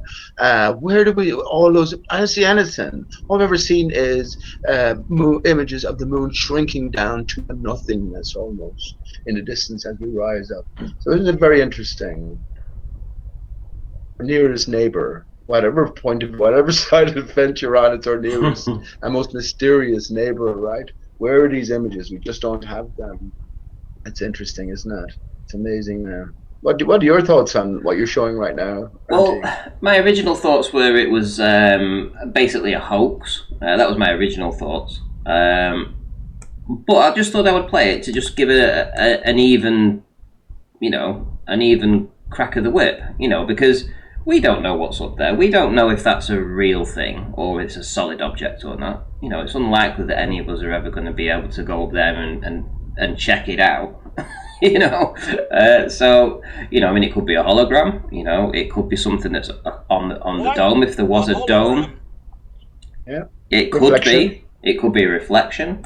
There's a whole multitude of things it could be. Not that it is, that it could be. Now imagine this. You see that crater there, and look at your own images, or any one of those craters. Imagine for a second that they might all be one crater.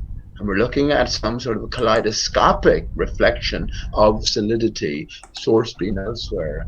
Well, that's a good summation of where I'm at in all of that. And am I going to read you what that crater is? Well, you're not allowed to say official it. Official science lists it as the most mysterious crater on the most mysterious object in our universe, which is the moon, and that is crater none other than Aristarchus, right? And we recognize Aristarchus of Samos as the originator of heliocentrism, the big debate we're now in. You're a moron. He had to get it in. He had to get it in. He didn't do it yesterday.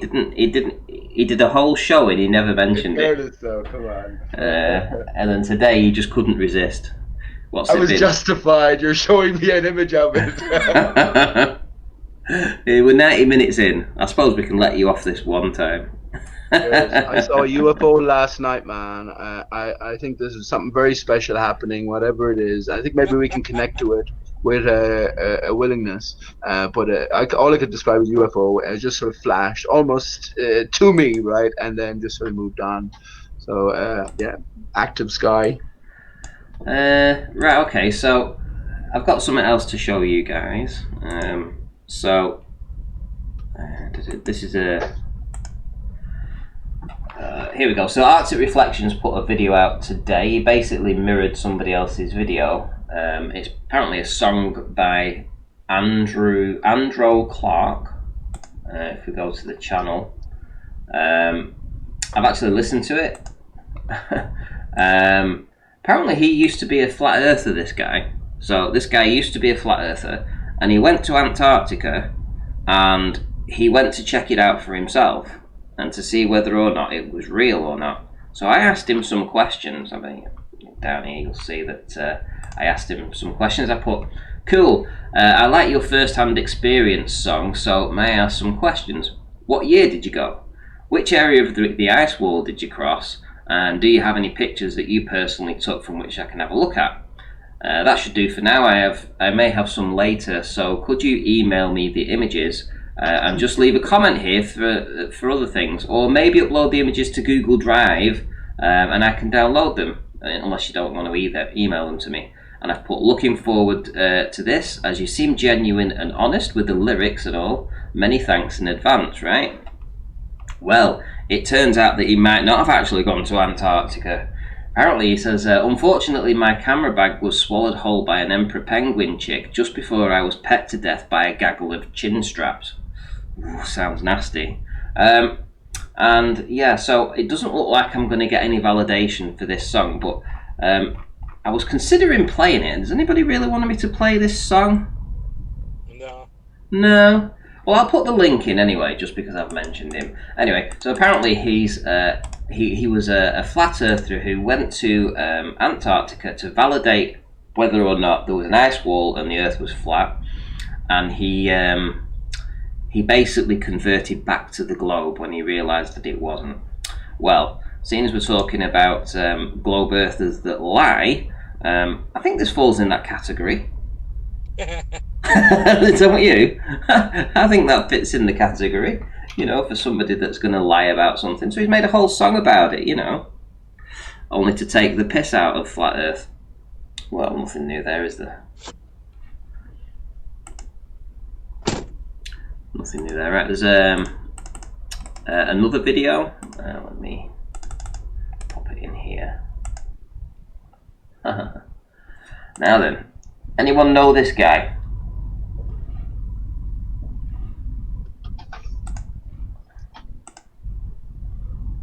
Anyone know who this guy is?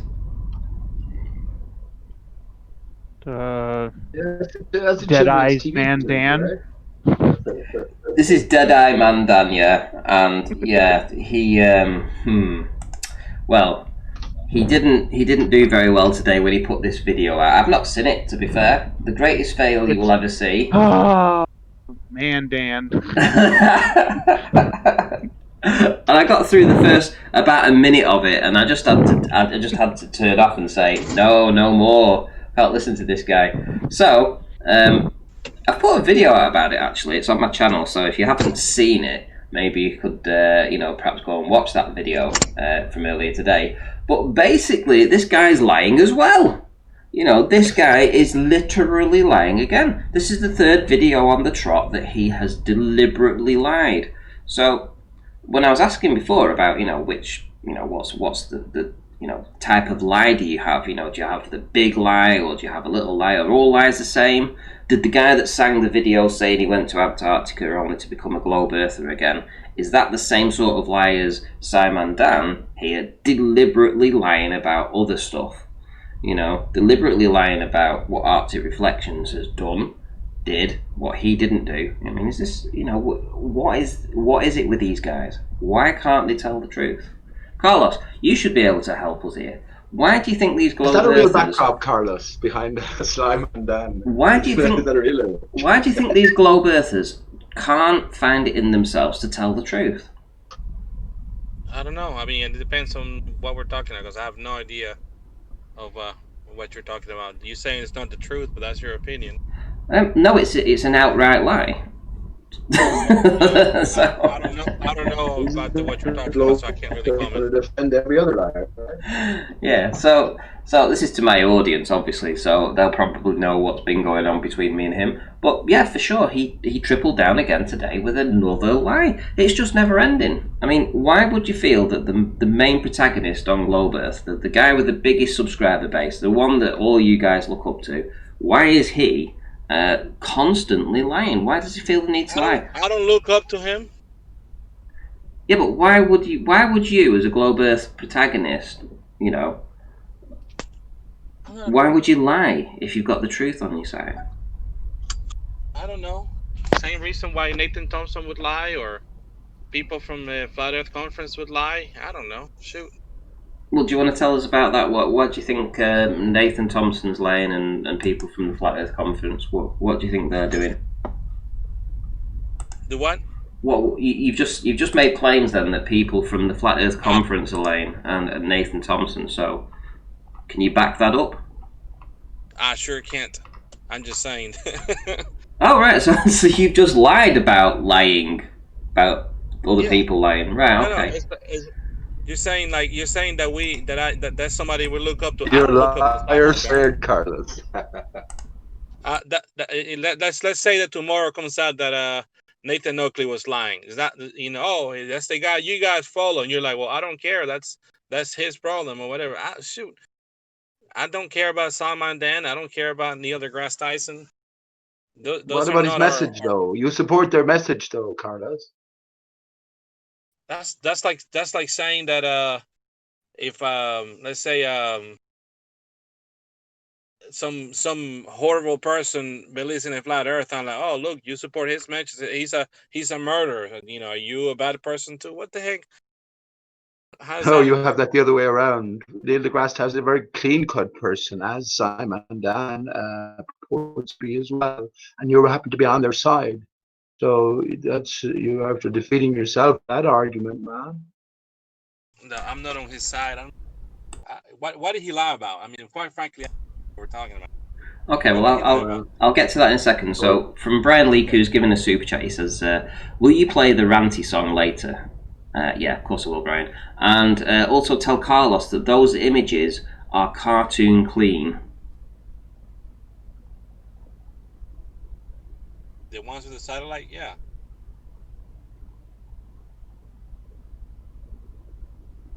So you don't. So you agree that they're not a real image, then? Yeah. Yeah, they're pretty.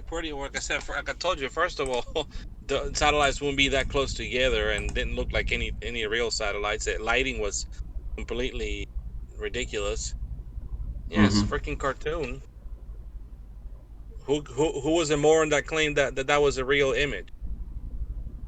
That was reported in the Washington Post. That they reported that was an image, really, Ranty? That was a real image right there? Well, let's have a look. See. So so you type in spy satellite images, and the image on the right, the big image, the nice looking image, says New York Post. Second Russian satellite seen stalking a US spy satellite, and right underneath it says images may be subject to copyright, learn more, etc. So, make of that what you will. Yeah, It's this is the official thing. images, Carlos. Nobody. It's like a This language, is the isn't it? image. You guys are morons if you think that they're saying, "Oh, this is an official image." I can't even with you guys. Okay, so I why don't know would anything they? Oh, about he's run what it away. It looks so fake. It must be real, right? Oh, he's run away. Oh, we were just getting into him then as well. I was just getting ready to start the Simon Dan stuff. That's probably why he ran. Oh, dearie me. But they know, so there's different layers again of lies. And I talk about within this arena, are people genuinely profiting from the misery of their fellow man? Because all of our lives is a lie, you know what I mean? That's potential. Then that makes them enemy to mankind. Simple as that. There's a greater game in play, and they're playing the role of bad guy for the ultimate awakening of mankind. But then that's a different level of lie again. Again, that's a noble lie, you know. And I think ultimately, this sort of thing might be in play. I think so. Greater game in play, right? Carlos is a noble liar because he seems reasonable enough. They all seem reasonable enough. I'll tell you, name somebody. Ranty, you've spoken to many bowlers. Name somebody, anybody at all, who would be a bad representative to come in and appear first time, like you just have a reasonable probing conversation, and they would do a terrible job for the globe Earth. Can you name somebody? Because I can't. They're all good speakers, they're all intelligent, you know. And if given the amount of time and patience for an elongated argument, cases could be presented very clearly indeed. Can you think of anybody? I can't, to be honest with you. But I know they're all liars. I absolutely know that. And I know they're all cooperating liars. And even military men. Talk about clubs as well, and I think it starts from this sort of competition, you know, joining clubs, local teams, us against them, country against country sort of thing. But in America, it's specifically prevalent, you know, Boy Scouts and college fraternities and all of that. And then, of course, you move on to Freemasonry and all of the more senior clubs, church-orientated ultimately, right? So this is how all of these secrets and secret lives, I guess, secret reality gets to propagate. Ultimately, what's the purpose for their ultimate control? I don't know what they're controlling. They can fucking have it if that's the case. I think, yeah, it's for the ultimate awakening of all of us. And people are in the know, and they agreed to take on parts, just like top Mark Sargent, for instance, born for the role. Noble guy, right? So this is for Brian Leake, who wanted me to play this video. So I'll pop it on now. Have a couple of minutes to ourselves, but yeah, you won't be able to speak, guys, until this video's finished. Yeah. This one goes out to Ranty. Ranty, Flat Earth debate. Good people, you know. The stone that the builder refused shall be the head cornerstone. I heard Brian Leake got taken to emergency where he got a whole load of fishing lines. Ranty, what would we do Back around his testicle. without you? Shark boats in the Isle of Man. Horizon never look the same again. Ranty, what would we do without you? Shark boats in the Isle of Man. Horizon never look the same again. No. Ranty, what would we do without you? Ranty, what would they say if you took the ball away? Mathematics is the key. What else do you really need? Solipsism is the final straw. Gotta know when to call it a draw. Ranty, what would we do without you? Shark boats in the Isle of Man. Horizon never look the same again. No. Ranty, what would we do without you? Ranty, what would they say if you took the ball away? Wake up early to see the sun rising for you and me. Ranty, go and get down low so we can find out how far it will go. Keep it cool, my friend. Conversation will never end, and try and stand upright when the solution is not to fight. Yeah.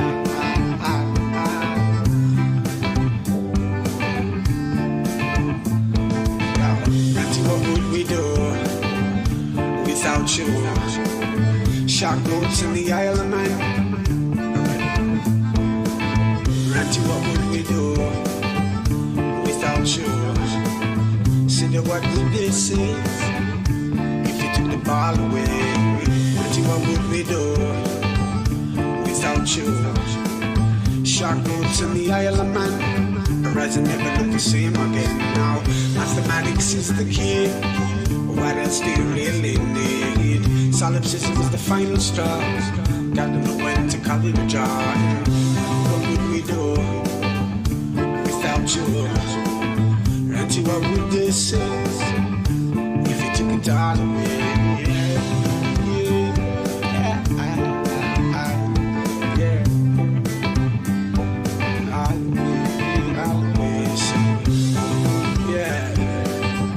Darkness to the light too.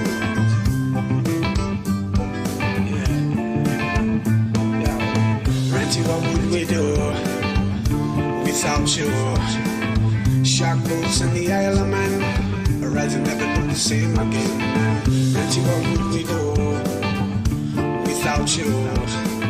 Shark boats in the Isle of Man. Ranty, what would we do without you? Shark boats in the Isle of Man, horizon never look the same again. No, yeah.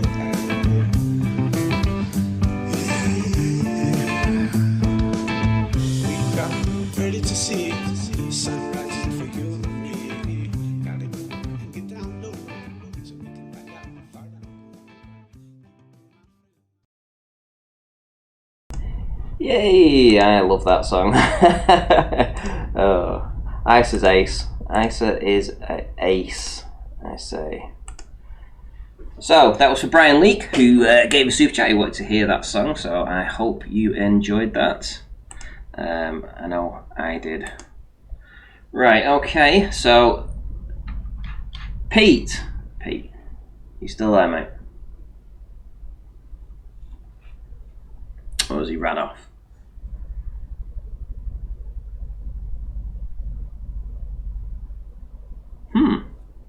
Must have gone. The real Bob Dole, how's it going, mate? I think it's going all right. Yeah, I don't know why Carlos left. You know, I mean, I don't know what he was worried about. I think it might actually be accurately described as cognitive dissonance. It gets to the point where it's like the logic.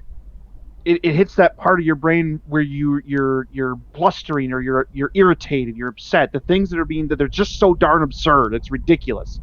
You've turned off the logic part, and it's just activated the defense part, basically. I think that's what it is.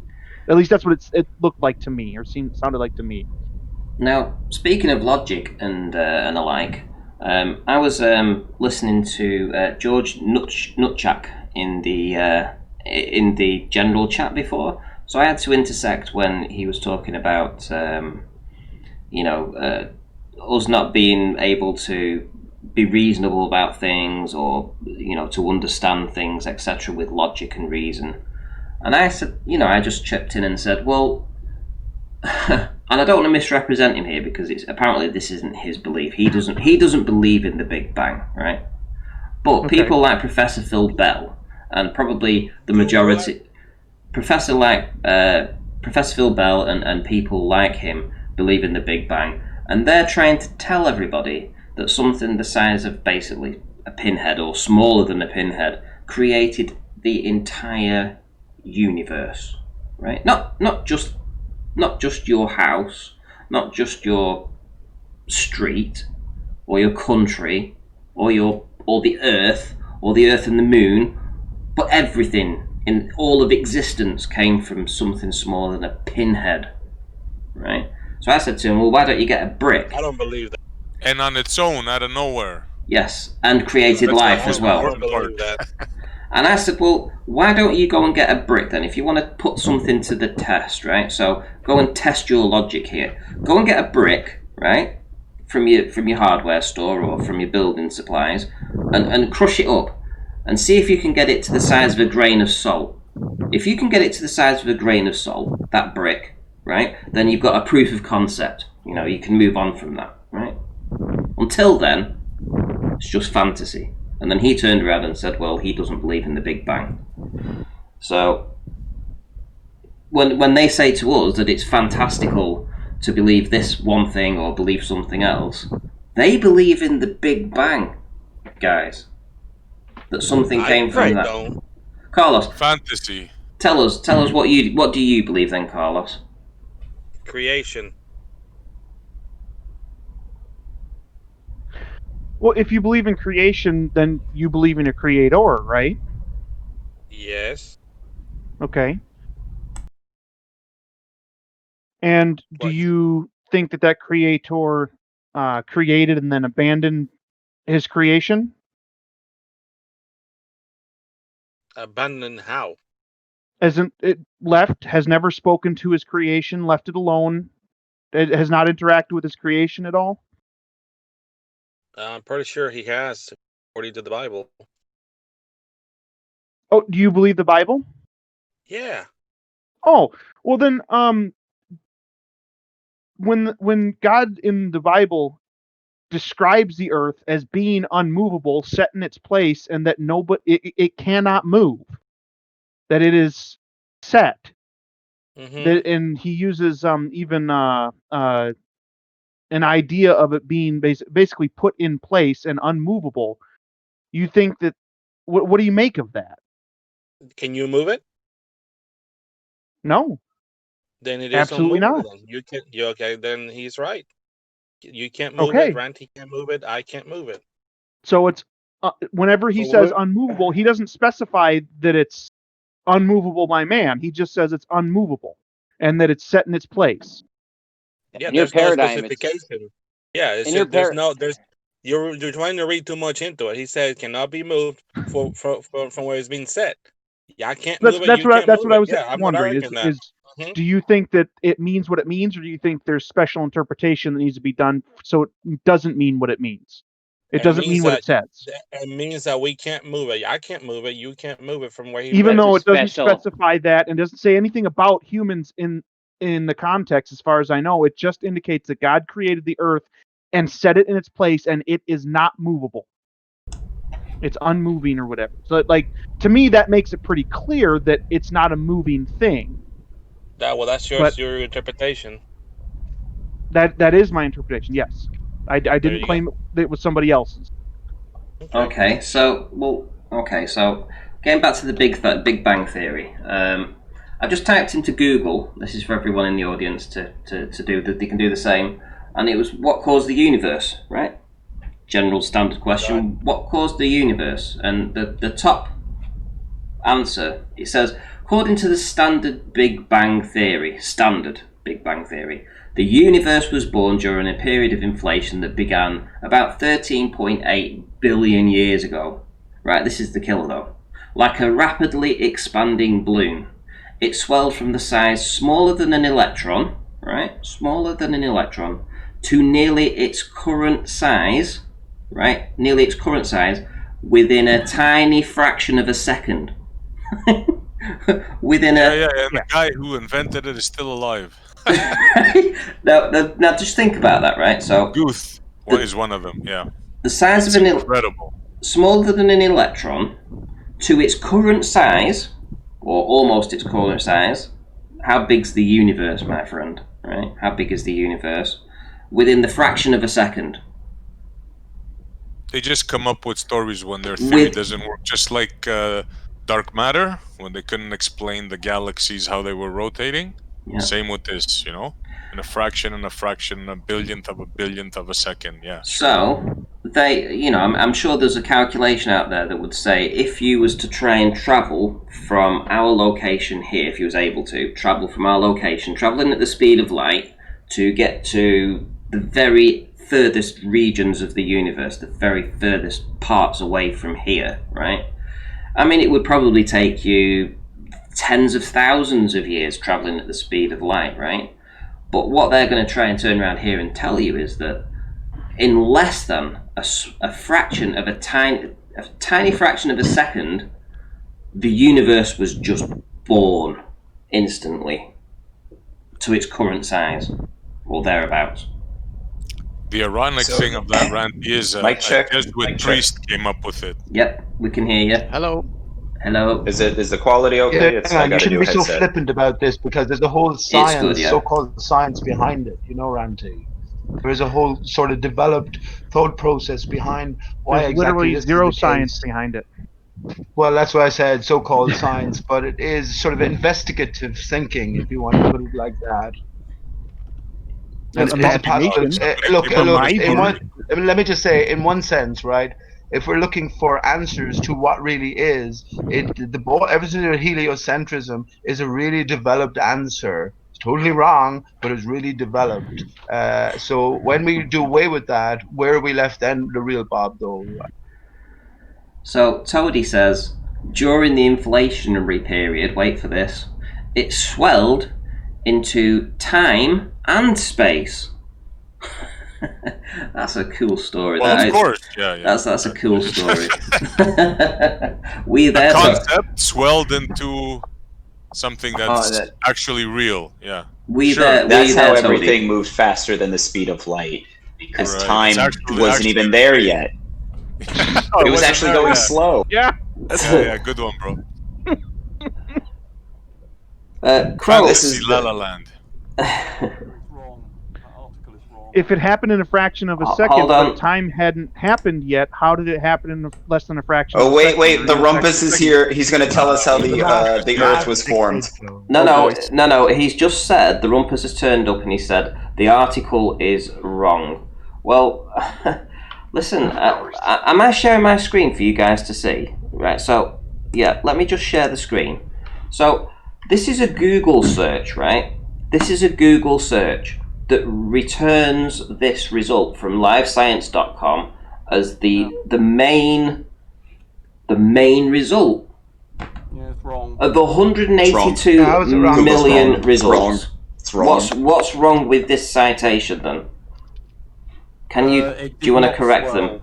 It did not swell to nearly its current size within a tiny fraction of a second. The inflationary period only lasted a very short time, and it didn't. And I think it only took it to the size of something,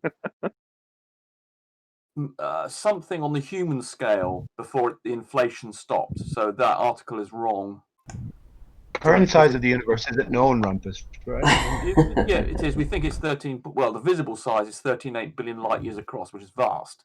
That's visible. So it's at least that big. There is a possibility that it's bigger than we can see, but we can see back to when the universe was formed from the cosmic microwave background radiation. So we think we can see the start of the universe, and therefore we know the size of the universe. We can see the start, and therefore we know that's 13.8 billion light years. Well, it's actually bigger than that because we're looking into the history. It's actually 96 billion light years across. Right. We believe at the moment. It's of course very interesting. And can I just ask you, if you had to, let's say that was the sort of conclusion, so you've pinpointed the very sort of start, beginning, end, if you want, of the universe. What was the very first stone that was sort of lifted, or what was the first starting point? And what solid foundation do we plant ourselves and say, this is so, therefore, and then skip all the way to the end, this follows? Do you know what I'm trying to say? And I think the answer, is going to involve the spinning ball, right? One. I mean, there are cosmologists a significant fraction of cosmologists who don't believe the Big Bang occurred, and that it's some sort of oscillating affair. So they're not absolutely sure. It's one of those areas of science where people publish a lot, they have a lot of observations, and they have a lot of science. And unfortunately, we don't quite know the details to be absolutely sure. But the mainstream, most of them think the Big Bang did occur, but there's a considerable. This is contended. But if you go with the Big Bang theory, no one who supports the Big Bang theory thinks it went in a fraction of a second from the size of an electron to nearly the current size. Go ahead. I can probably sum that up pretty quickly. Basically, no. Right, hold on. He wears a green suit. Hold on, one at a time. You're over talking each other. Right, real Bob Dole. You say yours first, and then Pete can have his. Go ahead. I was saying that the argument. It's no, Santa doesn't wear a red suit. He wears a green suit. That's what it is. That's what he's saying. Okay, right, listen, Ice is here. Hey, how's it going, my friend? It's been a while. Yo, Ranty, what up, brother? Hey, nice to have you on the panel, man. my friend. That's so cool. I tuned in and you were fucking playing the song. I was like, no fucking way. So I had to hop in real quick while I could, man. What's going on? Well, somebody super chatted for it, so I had to play it. So that was pretty cool. So we've got the Rumpus here saying that the citation this article is wrong. Well, can I ask you a question? Hey, Rumpus, is the universe flat pursuant to like modern science? Yeah, at the moment it does seem to be that the universe is flat, and the geometry of it is such that if you were to have triangles.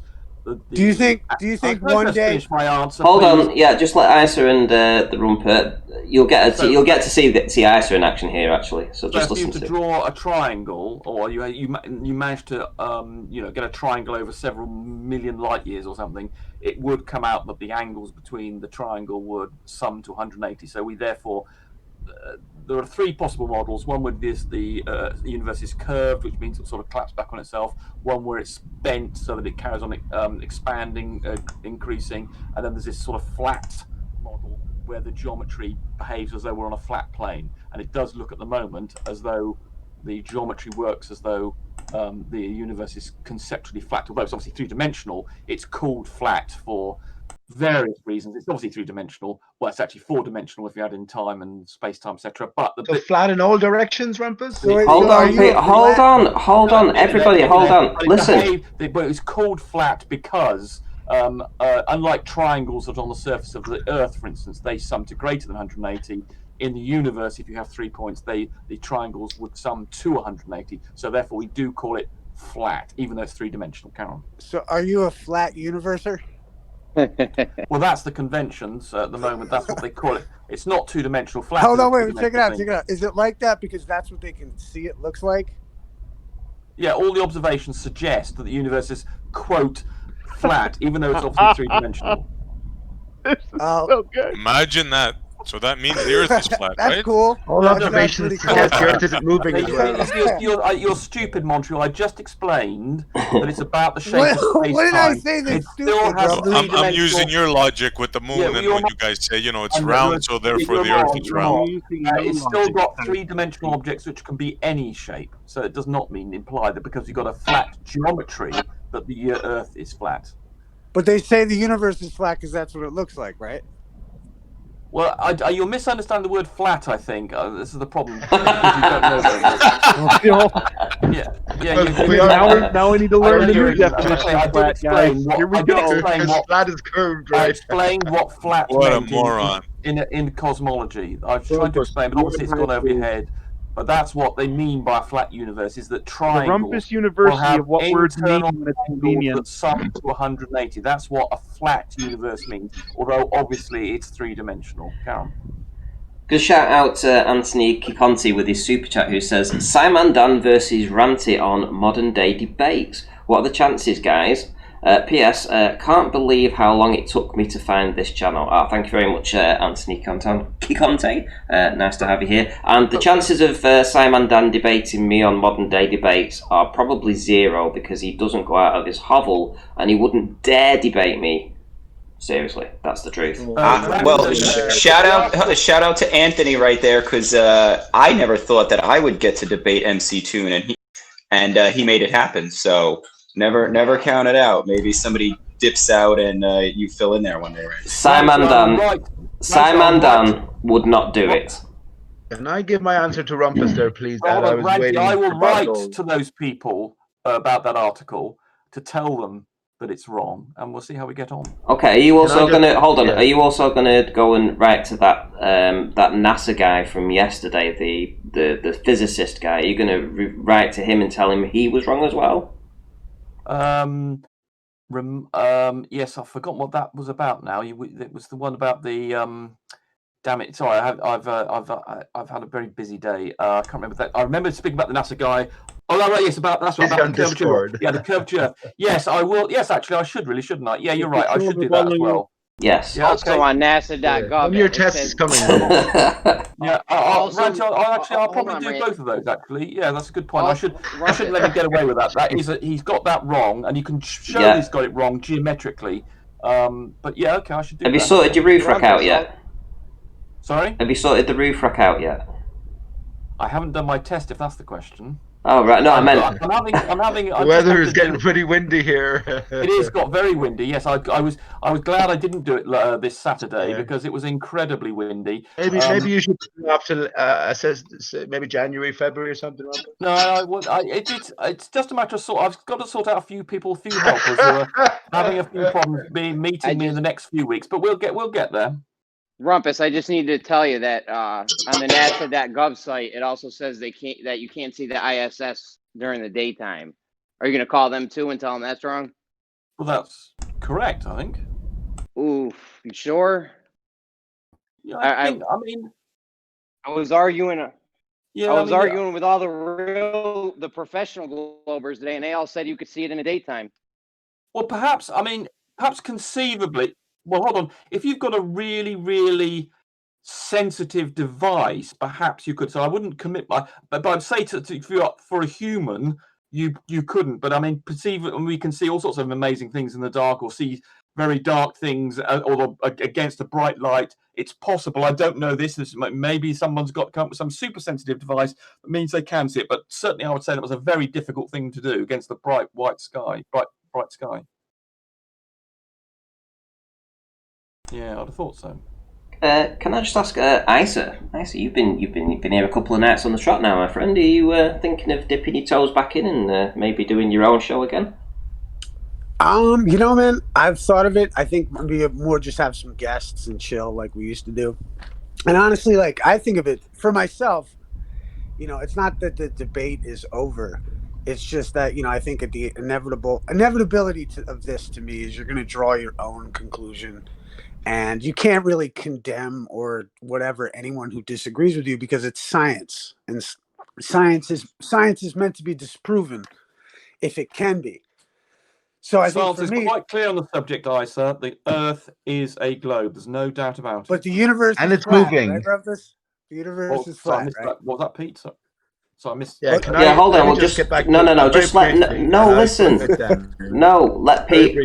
Pete. Science says that the Earth is a globe. It's very emphatic about this.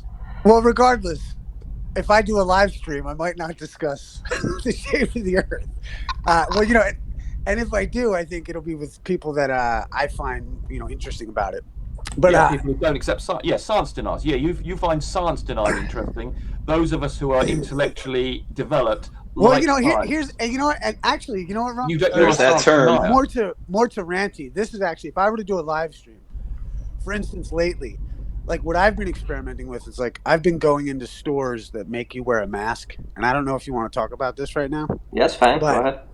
And what I do is when they ask me to put a mask on, I just ask them to have it in writing.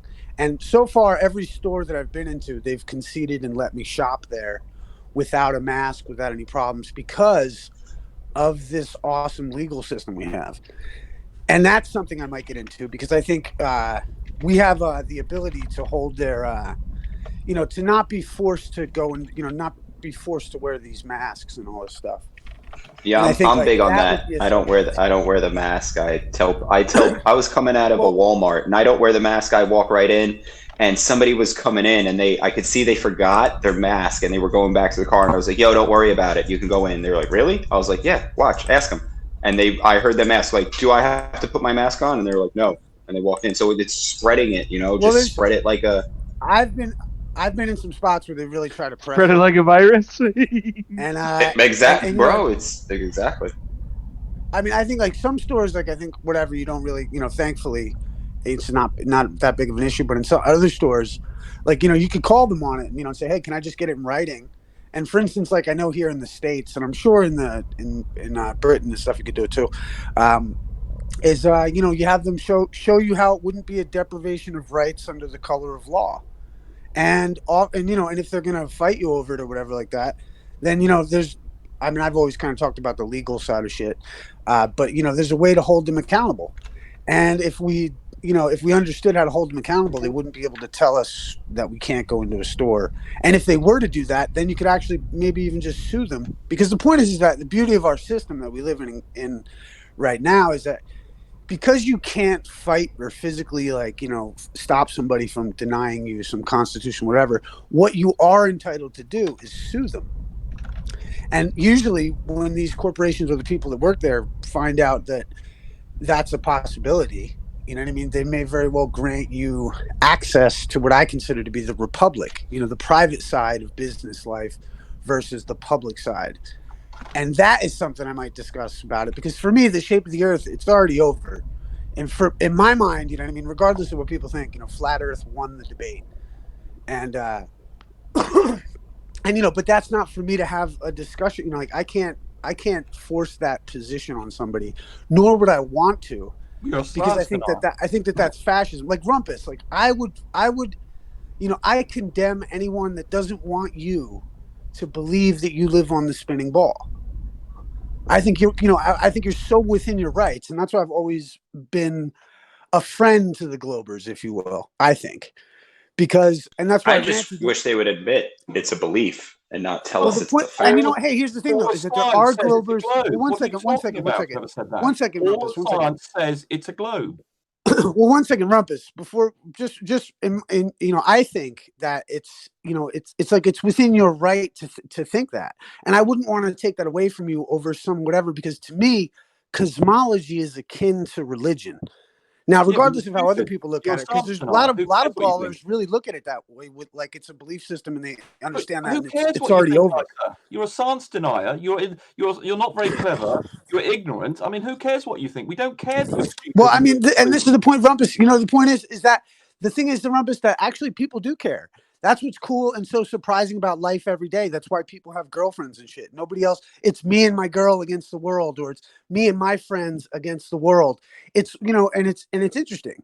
You know what I mean? Because I don't necessarily need your validation to exist. No, you don't. Right. And so therefore, I actually have a great. You can be stupid and ignorant without my validation, indeed. Well, I can think the same of you, though, right? Yeah, but you're wrong. All the body of science, all the science, all the logic. How unscientific of you, Rumble. Yeah, your opinion's wrong. Yeah, right. That's the proof that it's opinion. The fact that you guys are arguing he said, she said is proving his point. It's opinion. He denies science. And that's your opinion. That's your opinion, Rumpus. You have to see that. So. Okay, so yes. Do you wear a mask? Do you wear a mask, Rumpus? This is a super chat from Gadget Inspector. Do you wear a mask, and if so, why? No, I actually avoid it. If I possibly can, I must admit I tend to go into shops, you know, against legally in this country you have to wear a mask. I must admit I do tend to go in there without a mask. I do put one on if I'm asked, but I do avoid it if I possibly can. I have a great. Why do you avoid it? Why do you avoid doing it, Rumpus? No, but we have so therefore we have a lot in common, Rumpus. Well, no, we don't. Yeah, because I avoid it too. I just want to know why he does. We all have a lot in common. Now So we're do all I. in the same bag. The fact we're human is about the only thing we have in common.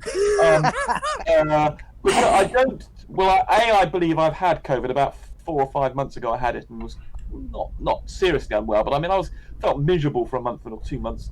So I don't believe I can get it again or give it to other people. So from that point of view, I'm not in danger or a danger to other people. Additionally, I just hate wearing masks, and I get all hot and bothered. And I mean, I tend to run around, and I tend to cycle around quite a lot.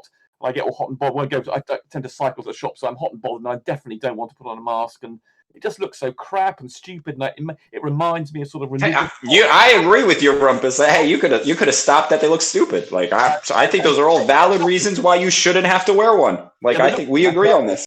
And I think they sort of look semi-religious, and I just hate the whole concept. And I don't believe. I do think they look religious, bro. Because it's like the face covering. To me, it's like Islamic face covering, and I don't like covering my face. I completely agree, Rumpus. Absolutely detest that.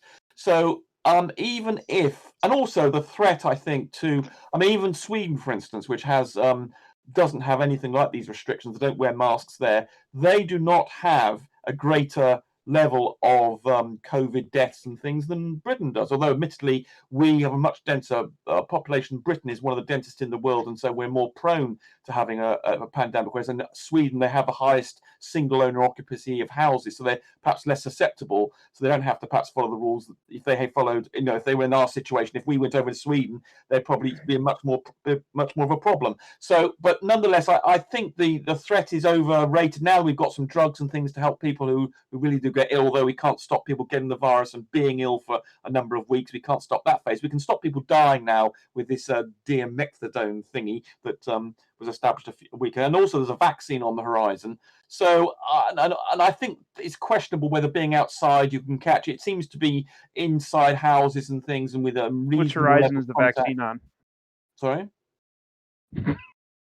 So which horizon is the vaccine on? Geometric horizon? Well, hang on, we'll get to that in a minute. Listen, there's a couple of super chats, right? Anthony Caconti has said, scientism denier. These globers have replaced the word God with science, and they speak of science like it is a sentient being.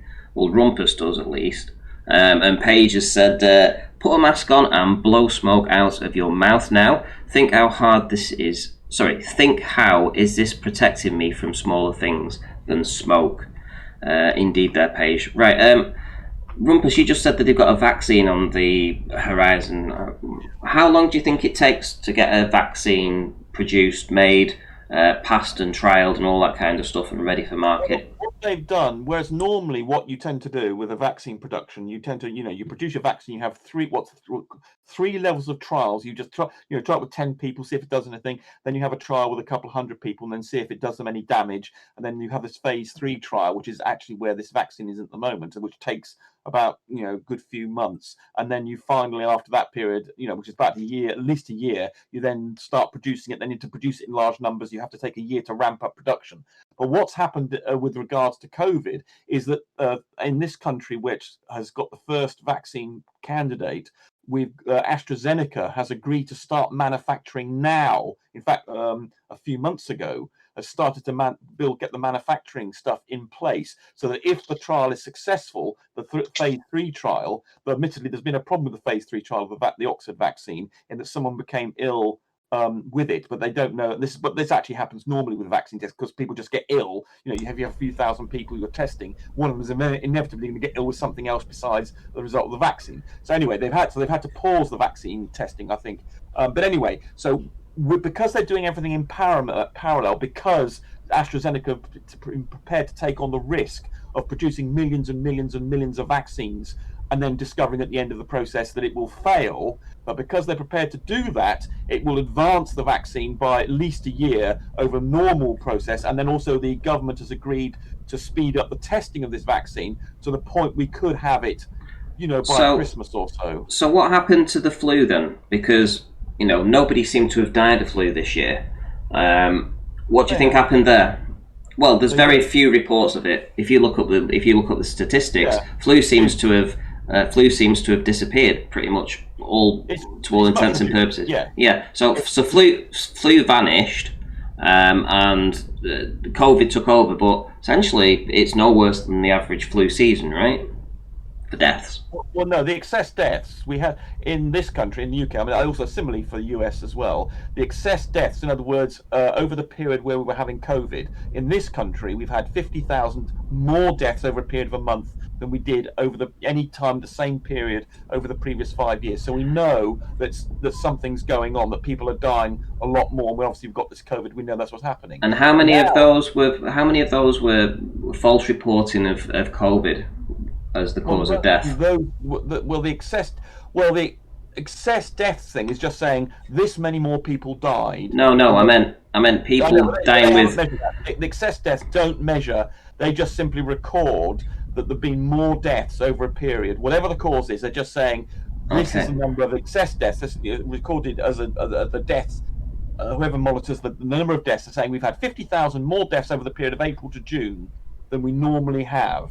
And then there's the issue of whether or not we had enough, because we didn't have enough testing in this country to establish, we think even now we're recording in this country something like 6,000 people infected per day. But in fact, it was much, much greater 6 months ago, simply because we didn't have the same level of testing. At the moment, we're testing whatever it is, 200,000 people a day, 300,000 people a day, whereas in April and June, we were only testing 20,000. So we're getting a lot more cases, but the actual infection rate is much less. What do you think to these doctors that are speaking out? I watched several videos recently, and every single one of them were on YouTube for no more than an hour before they actually got pulled for terms of service, actually. And so it was a pretty decent strike that they got. And basically, it's just doctors, real doctors in different countries, speaking out, saying that the virus isn't real, that it's not really killing people, and It's not real. Yeah, that it's not real, that it isn't killing people. In fact, that there is it's no worse than the flu, but no, let me finish. But the way that they treat them, this ventilation, they were saying that 50% of people that they put on ventilation ended up dying, and then when they ran out of ventilators, so they ran out of ventilators, and they had the people lying on the floor or whatever, on beds or trolleys or whatever, ready to be treated, waiting for these ventilators. All the people that were waiting for the ventilators recovered and got better. No, they didn't go. This is reports from doctors. Well, not by any sense. Andy, why do you spread this bullshit? Just like nobody. I'm asking a question to Rumpus about something that I listened to from a doctor with his credentials out there, where he worked, what the name of the hospital was, what his job was at the hospital. As I say, statistically, there have been a large increase in the number of deaths. Just simply purely statistically, the number of people who died, we know for a fact there was a huge increase between April and June of 50,000 excess deaths. And now, actually, well, in the United States, it's been shown that the numbers were faked. So you're bound to be talking bollocks. And now it's actually less, because basically it tends to kill off people above 65, 70 and above. Now those people have been killed by the virus. Actually, the number of excess deaths as of the last couple of months is actually less than it usually is. But so it's even itself out. The virus has been identified, it's been genetically identified. Okay. So it's definitely a thing. So now, so let me ask this other question. You're right about ventilators. You're right about the ventilation thing. That definitely normally those people under those conditions are put on ventilators, and about, as you say, I think it was about a third of them died. No, actually might be right. Actually, it's near a half died who were put on ventilation. It didn't help them. Yeah. So that part of what you said is correct. So the final thought, my final train of thought on this, and I'll just shout out Paige's super chat first. She says, does anybody know a healthy person who's died from COVID alone? I personally don't. But my question is this: where I live, if I go around these cash machines locally to get some cash dispensed, to go into a shop and buy something. Out of the local ones, there's about 6 local ones, and 5 of them have been out of order now for over 2 weeks. Right? Out of order, no money in them, you can't use them. Just one cash machine out of 6 is working. Do you think that that's intentional? No. No. So why haven't they refilled them, made them working? It's the first time ever that we've ever had this amount of cash machines that have ever been down. Normally they'll be out of order for a day, the odd one, but to have 5 out of 6 out of order and not giving you any cash. Well, perhaps some crime or something in the area that's done something to them. Well, I don't know if anybody else is. This is just local to me. The cash machines in my area are perfectly fine. Okay, well, it would be, I'm making obviously 2 and 2 here because I don't know whether, what you've said. Have you checked every machine locally to know that that's the case? I've been to a number and they seem to be fine, and I've seen queues out the ones that I haven't used that are working. There was one machine. One of the machines I did go to was out of action for half a day. Actually, another one was out of action for half a day as well on different days, but they quickly fixed. But that's just what happens. I mean, well, all I'm saying is that from random effects. So let me just finish my train of thought, and then we'll leave it for that for now, and I'll gladly move on. But if you suspect that over the next few months, and you see that these cash machines all seem to run out of money and they're not being repaired, would you then sort of maybe turn around and agree that there may be some kind of cashless society that they're trying to bring in? No. No? You don't think that's part of the agenda? No. No. Okay, that's fair enough. Well, I'm just putting it out there to ask you that and say that local to me, this is the state of the cash machines, and to say, okay. Ranty, when you come next, in a week's time, tell us what the situation is on those cash machines. Okay, well, I'll tell you what. In a week's time, I'll go around them all and I'll film them. How's that? Yeah. Okay. And I'm going to guarantee it's a strong thing to put. I'd say there's a 95% chance that 90% of them will be working. Okay, well, anybody else that's listening in the chat, keep an eye out for your local machines and see whether or not you see this pattern starting to take place local to you. That's all I'm going to say. Rumpus, do you honestly think that they're not angling us towards a cashless society? I've just come back in, but is that what you're saying? You don't think that's the agenda? I don't think so. I think that it wouldn't be popular. No, I don't think they are really. I mean, there are encouragements on things like the banks might be quite keen on that, but businesses and people don't want it. The population don't want it, and the government reflects. You don't think the government would want it, Rumpus? Really, to like stop tax dodging and cash jobs and the black market and things like that? You don't think the government would have a motivation to do that? Yeah, but they know that it would be to mention the amount of money it even takes don't to want print to fight that money. against the population, and therefore they would not want to bring something in that would be extremely unpopular. That would be a dream something come true. unpopular, like wearing masks or locking people in their own homes. They wouldn't do anything unpopular, would they?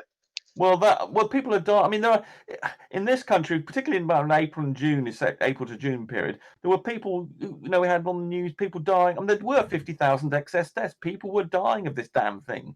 So, and people were complaining and lots of people became quite ill.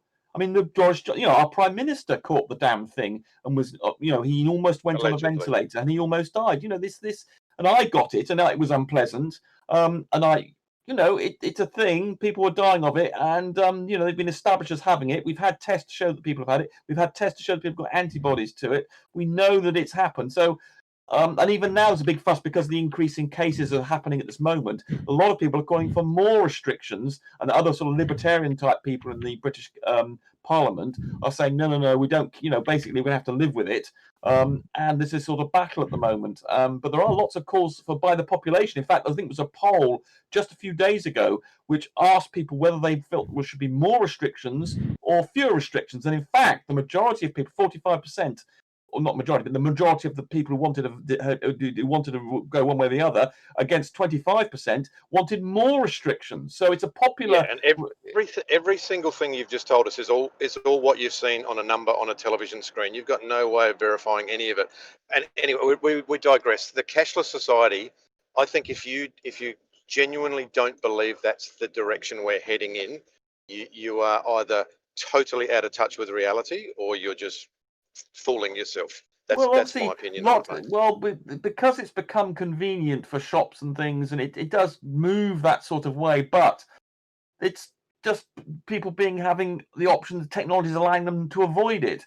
But that doesn't mean to say that's going to happen. I mean, you're just basically saying you understand that technology is providing us means of without having it, and therefore you think that's a sort of enforced trend. No, it's because it's convenient. People use it. I mean, people just like pressing their card against the machine, and that's it. Not having to carry cash around. They just have that one card. It's just too convenient. It's driven by convenience more than but that's just just another step down the ladder, mate. I mean, if you don't see where that then takes you to the next step, then you are blinkered. You're very blinkered. No, you're blinkered. You don't understand the difference between something that's You've completely compartmentalised your thinking towards life, As per usual, you're trying to draw conclusions from just random events of forces you don't understand, and you think there's a big conspiracy to do something to us. But you are completely compartmentalising every event in your life and saying it has no interaction with any other event.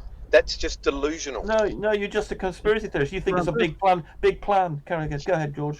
This is the same as Luddites that objected to printing presses. Yeah, exactly. No, it's not. Exactly. Ranty in the years gone by and saying, I don't like this bloody printed stuff. Look, they can print it. Is this the end of the written word? You'd be saying.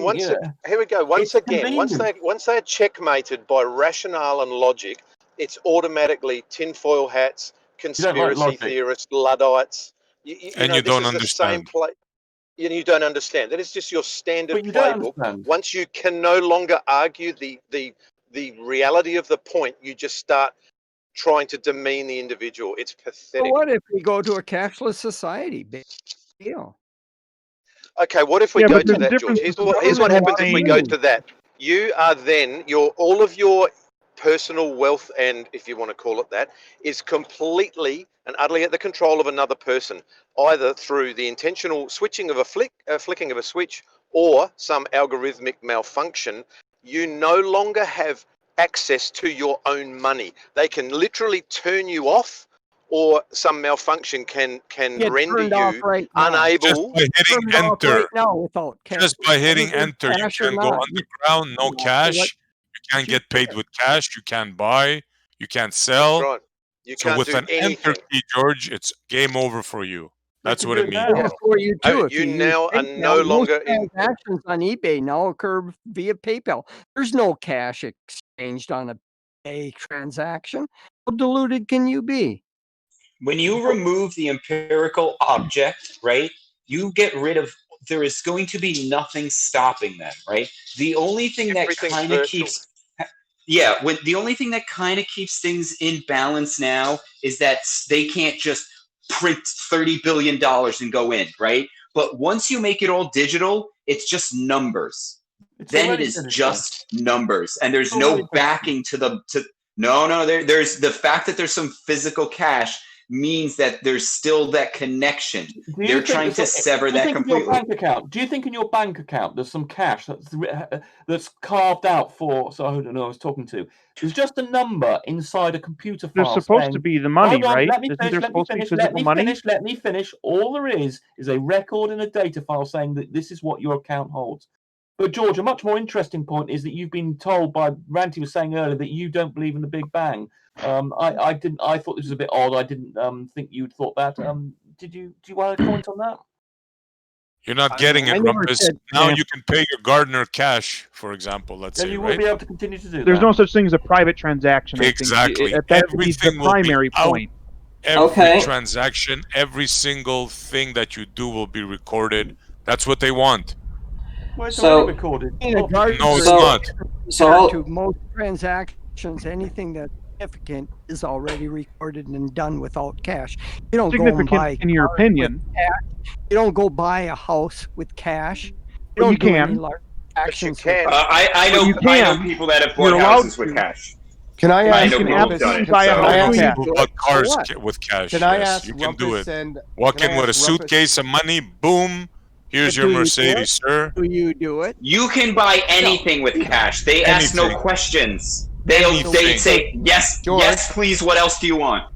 Okay, that's the same argument as we shouldn't allow people to vote because not everybody uses their right to vote.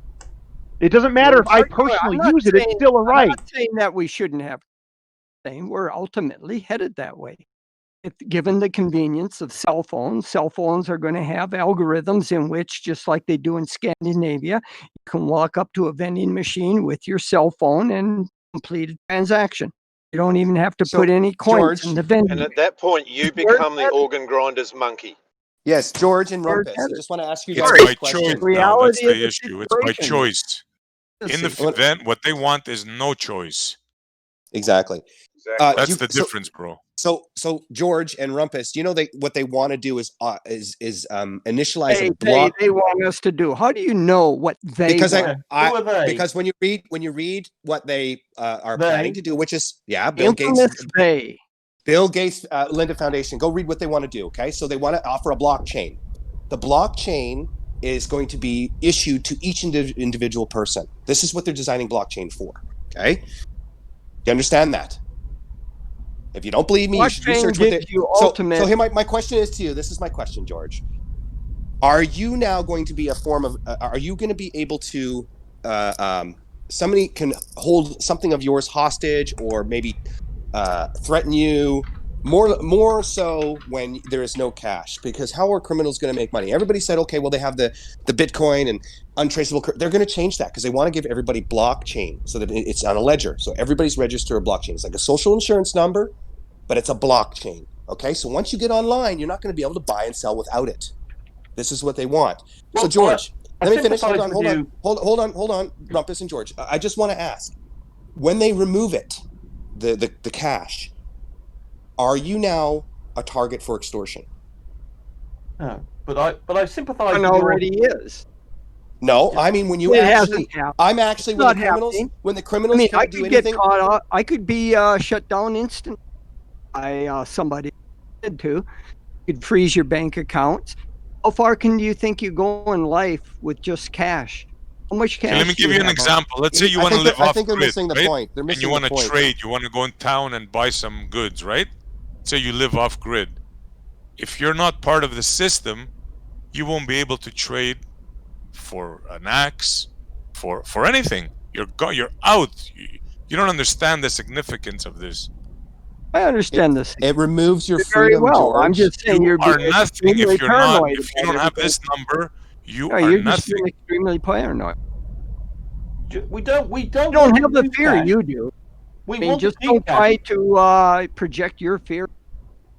And also, It's not fear. It's just we're telling you cold, simple facts. That's You're all it is. willingly enslaving yourself. You No, don't we're not even willingly. realize No, you are hold on. willingly enslaving yourself. No, They have a word for that. You guys have been I'm not Stockholm. beholden to anyone. I'm You are totally debt identifying free. with I the behold to captors. no one. No, George and I What- are not keen Here- on here's the losing better cash. question. Stockholm. Okay, one at a time, guys. Don't all talk over each other. No You guys one, are more George and I beholden do to not want people cash. than I am. Okay. I bet you have Right. mortgages. You have debt due on your car or whatever. I don't have the. You're more beholden to anyone than. Don't put that. I mean, I certainly object to what the principle of what Flat Earth Data is saying. I mean, for instance, when I playing around my bloody iPhone, and the amount of information I had to add into there simply to download software for my iPhone, well, I found pretty shocking. The fact that I had to basically reveal almost my whole, not quite my whole life, but a good proportion of my life, much more than I certainly wanted to bloody Apple, who's a bloody private company, can do bugger, but whatever they damn well like, basically. Well, you finally said something of Let me substance. finish. Okay, so you, even better. Okay, even let him better, finish. Rumpus. Let him my finish. God. Let him finish. Even better, Rumpus.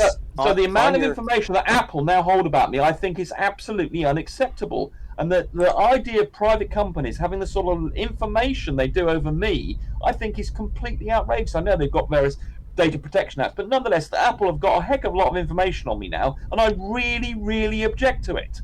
So yes, So in is your principle, I argument that object to they what already Flat have a Earth bunch, did. so you might as well give them more? No, I don't Is want that to your give them any more. I argument? want to give them less. I'm not an advocate of this. Hey, can I offer something? Just something for all the just something to think about. The idea is that who do they have information on? They have information on your person. Now, are you your person? Are you your name? This gets on this legal shit I used to talk about back in the day. But really, they're collecting information over what is considered, person is by definition a corporation. So you run a corporation that is involved in commerce. Now, what's cool is we have that currency, which allows people to not be necessarily watched when they do commerce. And I think I think to some extent they do want to take that away from us, but I don't think they ever will. And I think the only disagreement here is that everyone's going to the extreme. When in reality, I think it'll be more of a balanced thing. It's like I like the ability to be able to use the phone. We also like cash. I don't think either side of that extreme is going to take over. Like, we're not going to go to just a cash society, and we're not just going to go to a digital society, as much as the two outside parts want to go there. We're going to be, Yeah, but that's we're what always they going to want. have both.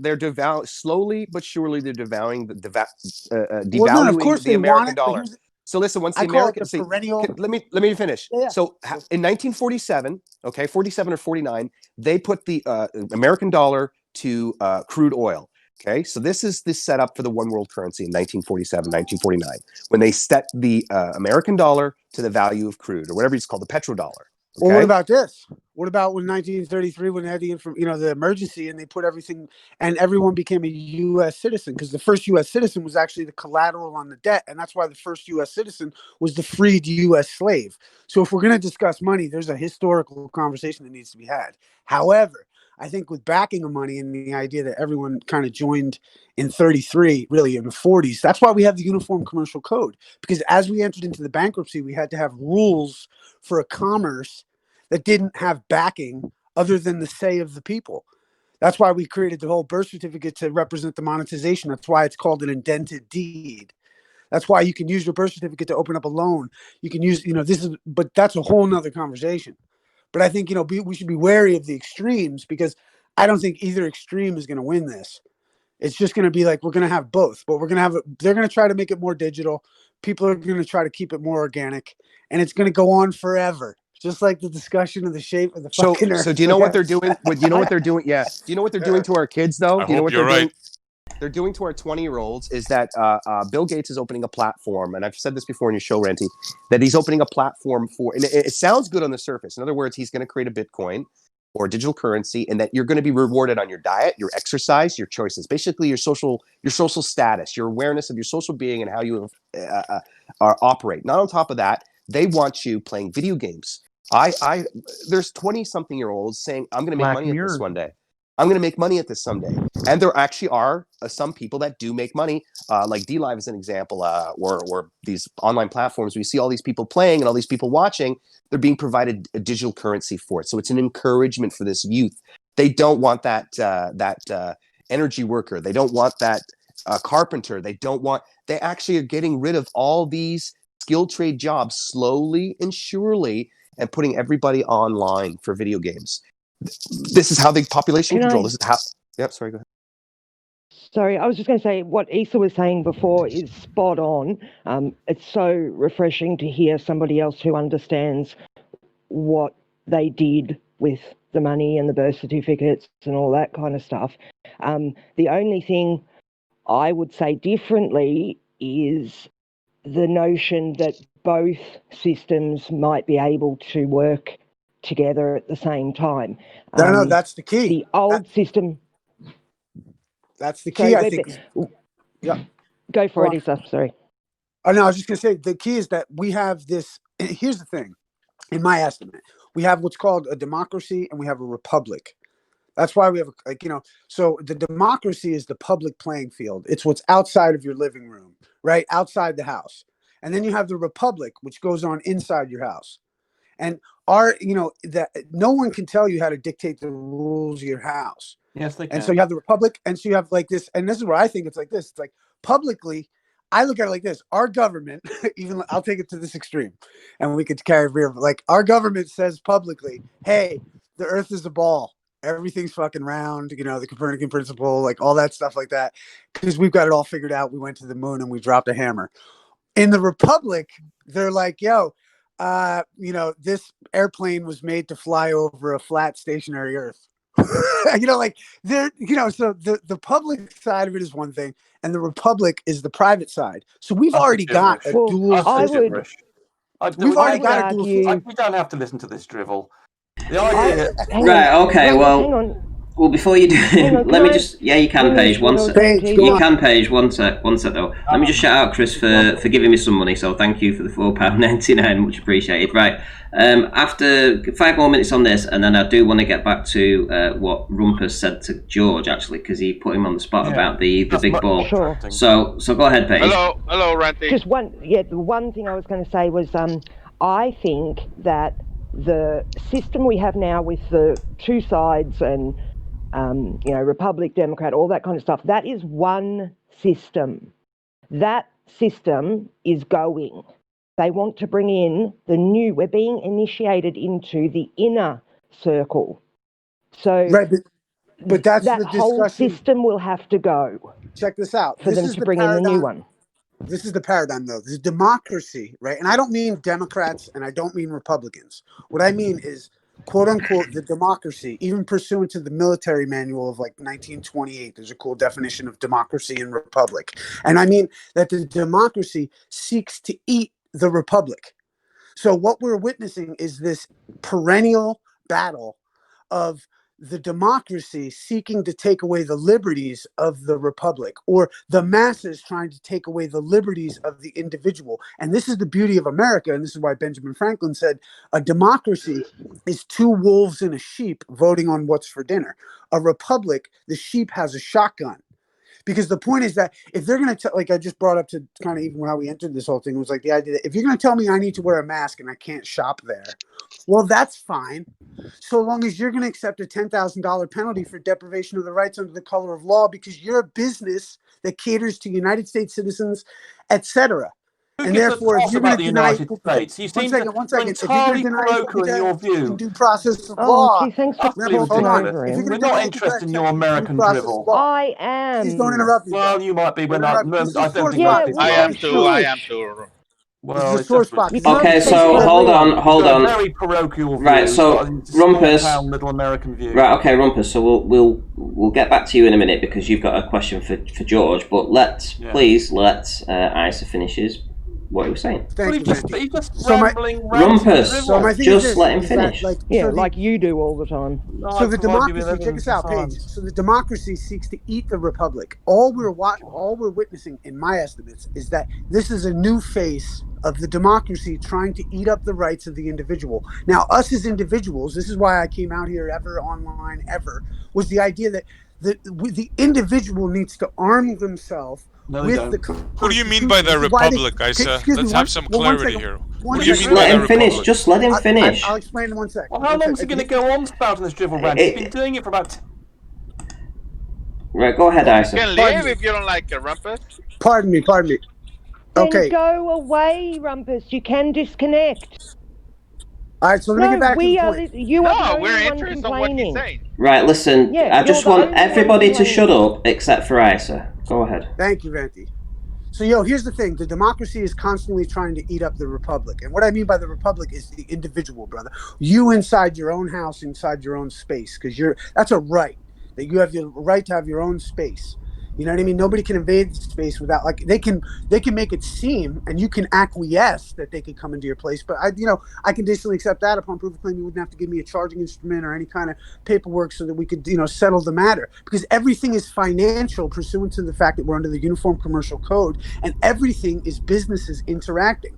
If we understood the commercial code and the actual language of the system, we would be so fucking armed that we would bark back. We would be all so these powerful. Hold on, to Paige. the point of the anarchy that people are talking about that they want. And until we understand that, until we fight it, because I've heard so many people say, if you're going to learn Admiralty Code, you're like taking apart in the system. It's like, dude, you've got to learn the fabric of the system in order to realize that actually, much like I think, what's his name? He said, at the first drop of natural sciences, they say, you become an atheist, and at the bottom of the glass, God is waiting for you. And I think that in the discussion of law and in all of this, what you enter the discussion and immediately you're scared and you're like, oh my God, everything's going to shit. The system sucks. And then at the bottom of the glass, you realize the system for intelligent people is actually like fucking Excalibur. And that's why they've got us afraid of the court system, because it's the one place you can get victory.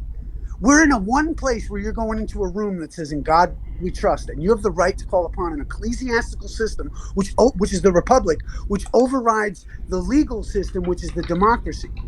And until we understand that, I think we're going to forever have these ruptures or stuff like that. And it's just going to be the perennial discussion. It's never changed, my brothers and sisters. And we win. Like a third world country in many ways. The fact you don't have any public health care, your attitude to people, the fact you have your policemen running around, running amok. This is why you've got third world. Nobody knows what you're talking about. about. It's completely irrelevant, just so you know. No, it's not. That's what your third world attitude, and that's why the US is attitude like that. Is why it has many analogous to third. I don't even know what countries. you're fucking talking about, Rumpus. Straight Well, up. that's because you don't recognise that the US is a Nobody third world does. country in many regards. Dribbles. Right, let's get. Right. Have you ever been to the US? Hold on. Have you ever been to the United States? I have indeed, yes. Right, so. And I found the attitudes quite primitive, but it's not. Yeah. Yeah, it's easy for someone who's not in the best country in the world I mean, to say you're that, backward. I mean, for Christ's sake, let's not forget that it was only in the 1960s did you provide equal rights to everyone. In the rest of this world, particularly Britain, we never ever allowed there to be a difference between rights between different people, discrimination or slavery. You're backward by about 100 years behind Britain and Europe. You just owned the African continent for. So they were 100 years but behind, we civilized. but Yeah, never. we civilized it, and then when they didn't want to be us anymore. Oh, you civilized Africa? Right. Okay. Yeah. All right. Right. Let's get. The poor Africans. Thank God Rumpus showed up. Right. Let's civilizers. Let's get back on track, guys. Let's ignore what Let's they not forget, want. the US destroyed a Force whole. what we want on them. Did you guys hear what happened in Africa? A whole guys- set of. Can we get back on track, guys? I'm going to keep saying that till they realise that I've muted him. Right, okay, so I did moderate somebody, but I'm not. I thought it was you, lead rules there, that I'd moderated, but for some reason it's not showing up. I'll have to check who I moderated then if I didn't moderate you. Right, listen, none of you guys can be heard at the moment until you all calm down. Right, there we go. Perfect, right. So, can we get back on track? Rumpus, you had a question for George about the Big Bang.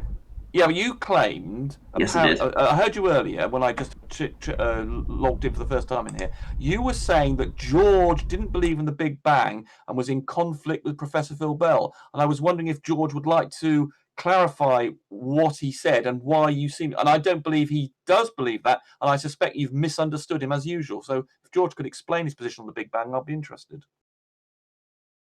Now, where this started is earlier.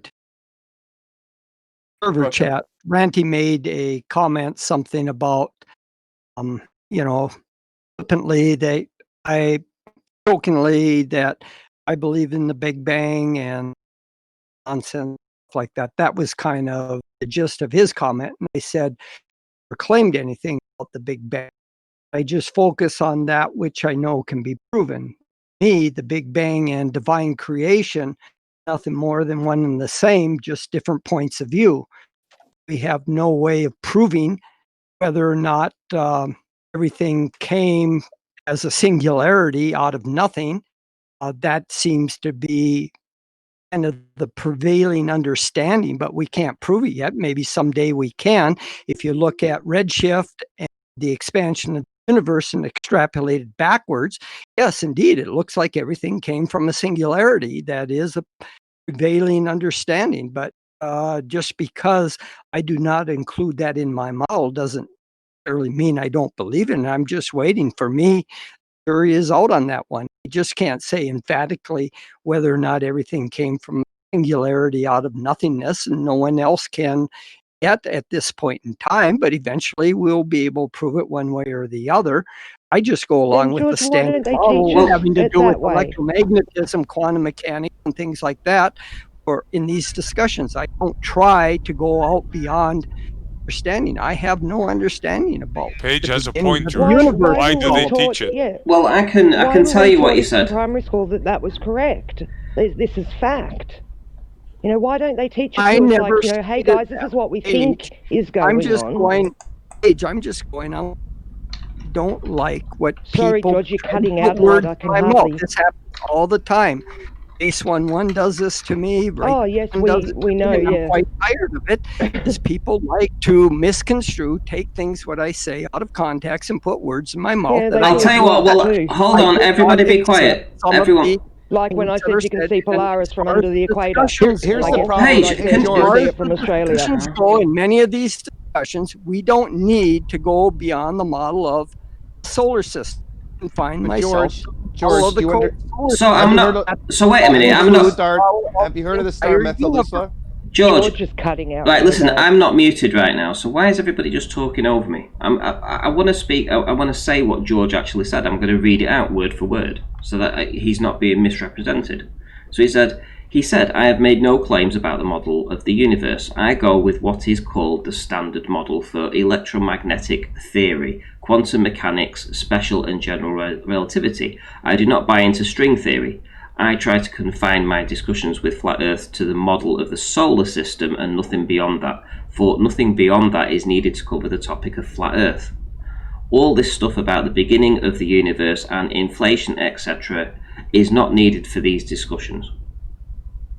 Now, if that isn't distancing, how do you draw? Yeah, he's just saying he doesn't need to discuss how the Earth was created to discuss Flat Earth issues. That's all he's saying. He's not said anything there. All right, okay. So how do you not understand that? All right. So let me go back a little bit further. So I was asking him to falsify something by saying, go to buy a brick from a builder's merchant, then crush it up and see if you can grind that into one little brick into something as small as a grain of salt. If you can do that, then you're one step closer to proving your own claim about the Big Bang.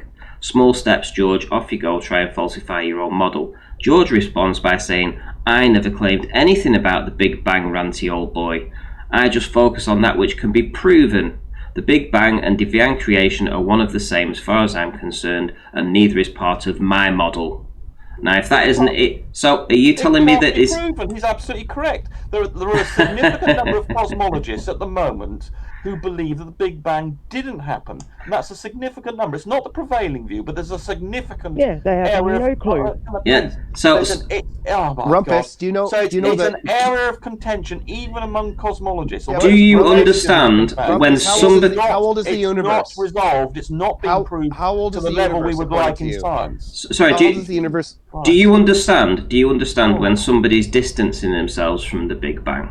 Because that's what George just did. He was saying for the discussions about the flat Earth, that seemed to be the context. He doesn't need to worry about the Big Bang. That's all he said. He didn't say that. He said, I never claimed anything about the Big Bang. So he's never claimed anything about the Big Bang. Yeah, the Big Bang. Well, go on. If somebody's going to keep interrupting, go ahead. So Rumpus, you believe hold on, Rumpus. You repeat his words, but you don't understand them. He said he's never made a claim about the Big Bang. So there we go. You can't infer what he believes from him not making a claim. If you to ask him, as you just did. I did ask him. And he just told you his position, which is entirely correct. We can't prove the Big Bang yet, but the prevailing view is that it happened, which is exactly my position. So it's a fantasy then. Have you heard of the star Methuselah? So it's a fantasy. And the problem with the Big Bang. Yeah, I think is that the star that's supposed to be older than the universe? Yeah, there you go, bud. So now they're coming up. Now, how can you have a singularity come from nothing when there's a star supposedly existing before that? Well, they've resolved that now, as I believe. No, they have not. Yes, they have. They resolved that. No, they have not. How? They have now suggested the Earth is 14.5 billion years old. So let me get this right. So you believe the science that says this Methuselah star is as old as it is? You think that's absolutely? This is your science. Hold on, your science. Can we close out Randy's point? So let me ask the question, please. Let me ask the question to Page and Flat Earth Data. Do you believe that the science that says this star is as old as it, or did say? No, we're using it as a let me finish my question. Right. So if you. But I know what your question is. So what you're trying to say is there's a contradiction in the model. Is what you're basically point is. I know something about that. Yeah, okay, go ahead, George. Go ahead. The whole thing is, the star is within the margin universe, so it really wasn't that significant. Yeah. They always have margins of error that they can work within. It's negligible, right, George? It's negligible, right? That's how the real world works. Yeah, 13.8 billion years. Science actually proves things. That's correct. It doesn't. No, it doesn't. Yeah, it does. It's always up for. It does. It's always up for revision. Okay. Everything is close out Randy's point. Rumpus, didn't you tell me earlier it solves things? Everything is provisional, Page, in science.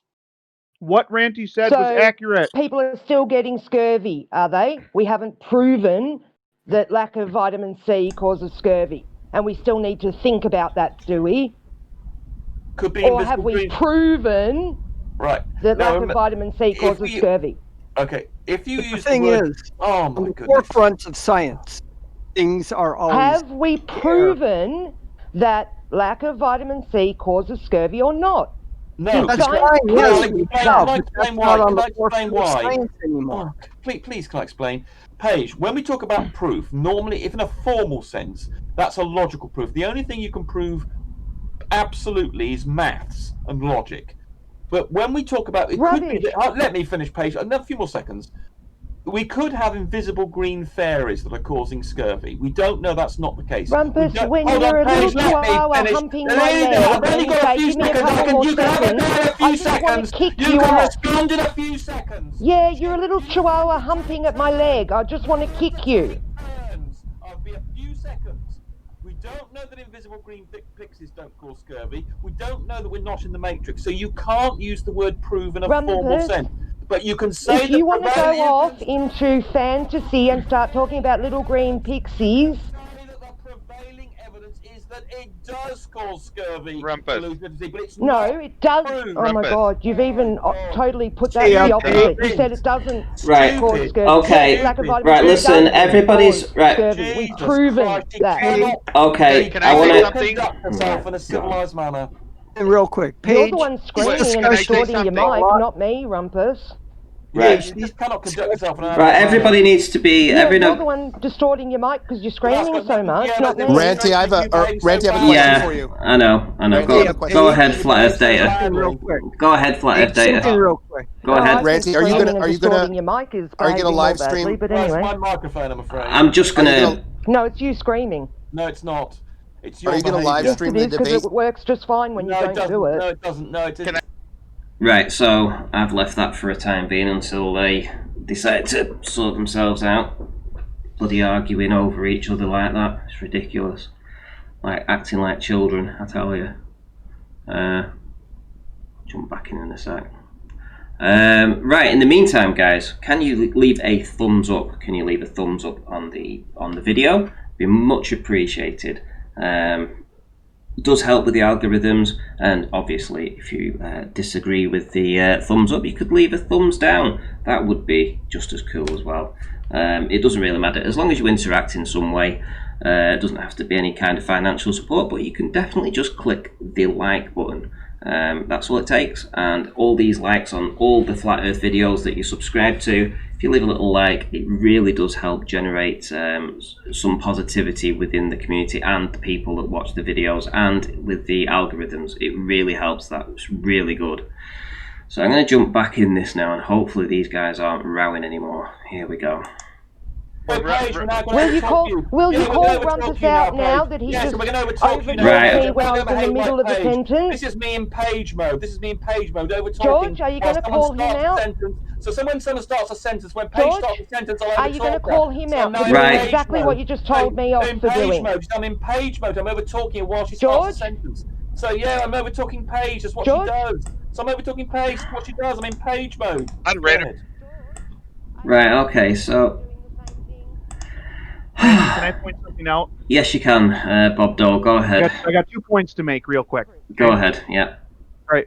First point. You claimed that George does not believe in the Big Bang, correct? I did, yes. Okay. He has already admitted that that is absolutely an accurate statement for you to make. If he doesn't know whether creation is true or the Big Bang is true, that means he doesn't believe in either of them. I think Randy's trying to get a word in Bang. sideways here, guys. Okay? So your statement was accurate. He doesn't believe in the Big Bang.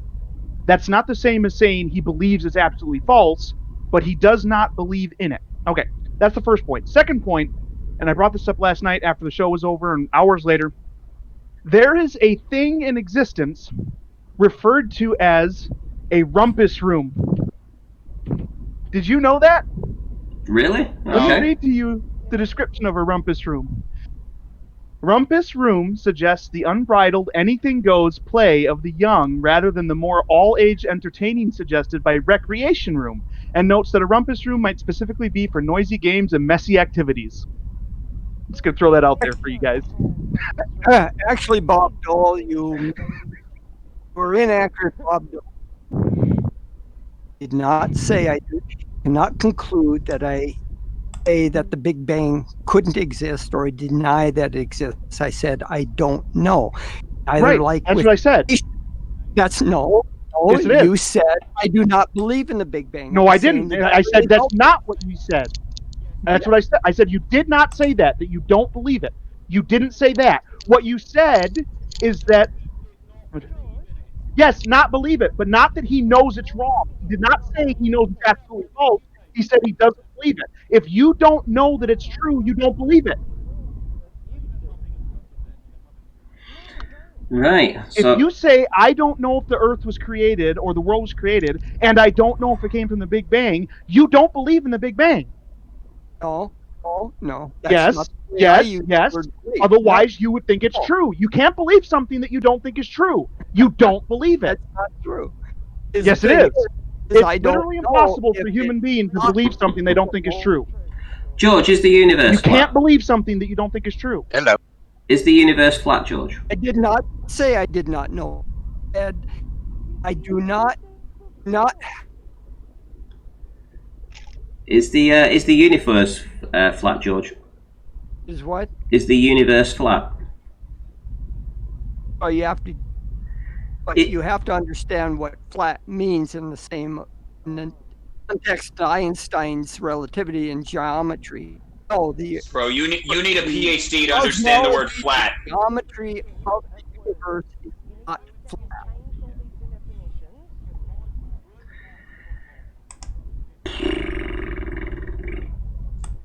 Curved and not flat. It means not flat. Flat colloquially means flat, and then in scientific.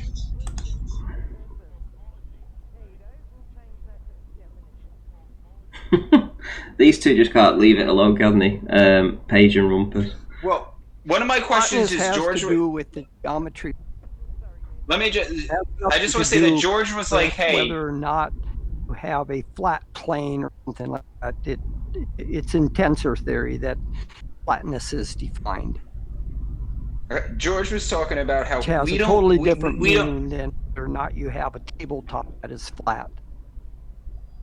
Okay, so George was talking about not knowing if the Big Bang could be true. It's unfortunate in like, physics and math a lot of times what I'm talking words are used. George, can you hold on whilst right the hand is?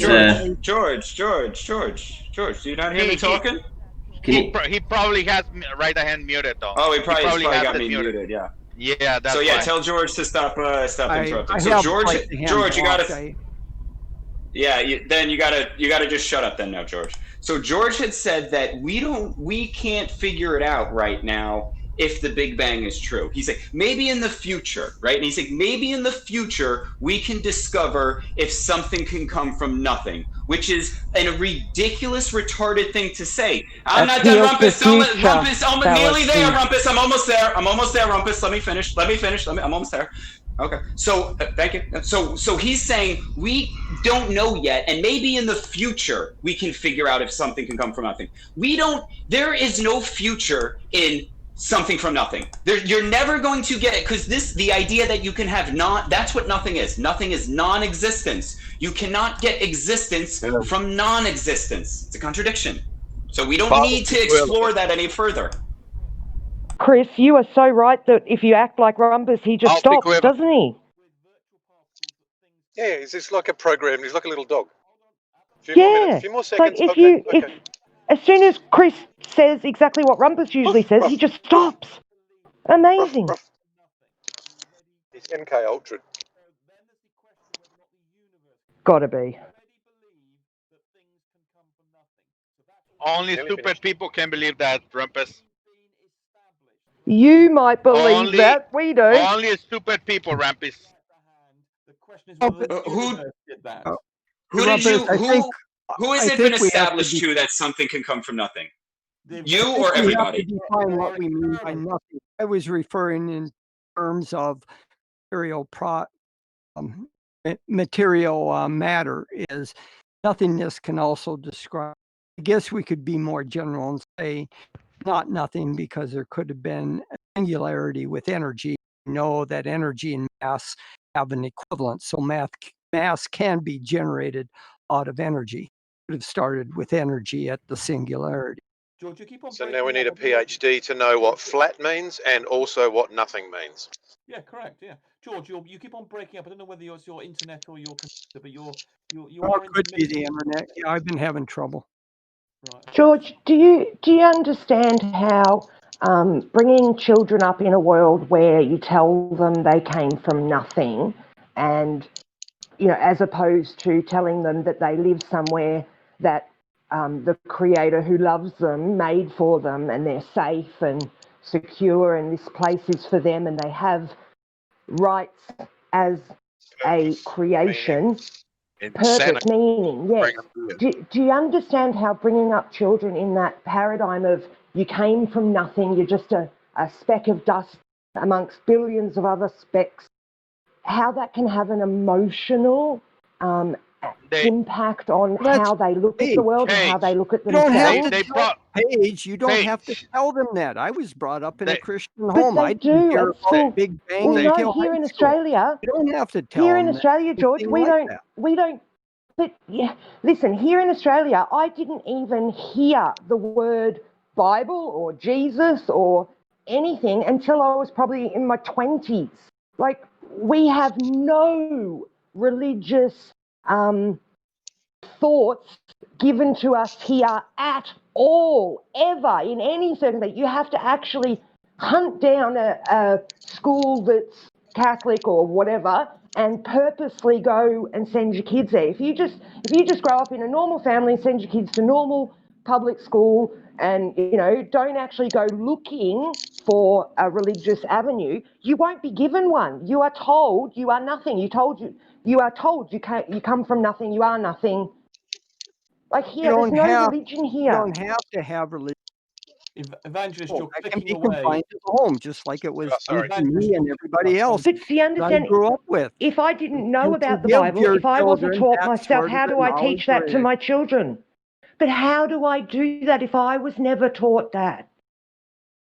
How do I then teach my children that they are part of a creation that where their creator loves them? And you know, how do I teach them that if I'm not? You're telling them a lie. That's your opinion. You are telling them there's no You evidence. just admitted you don't have proof of the Big Bang.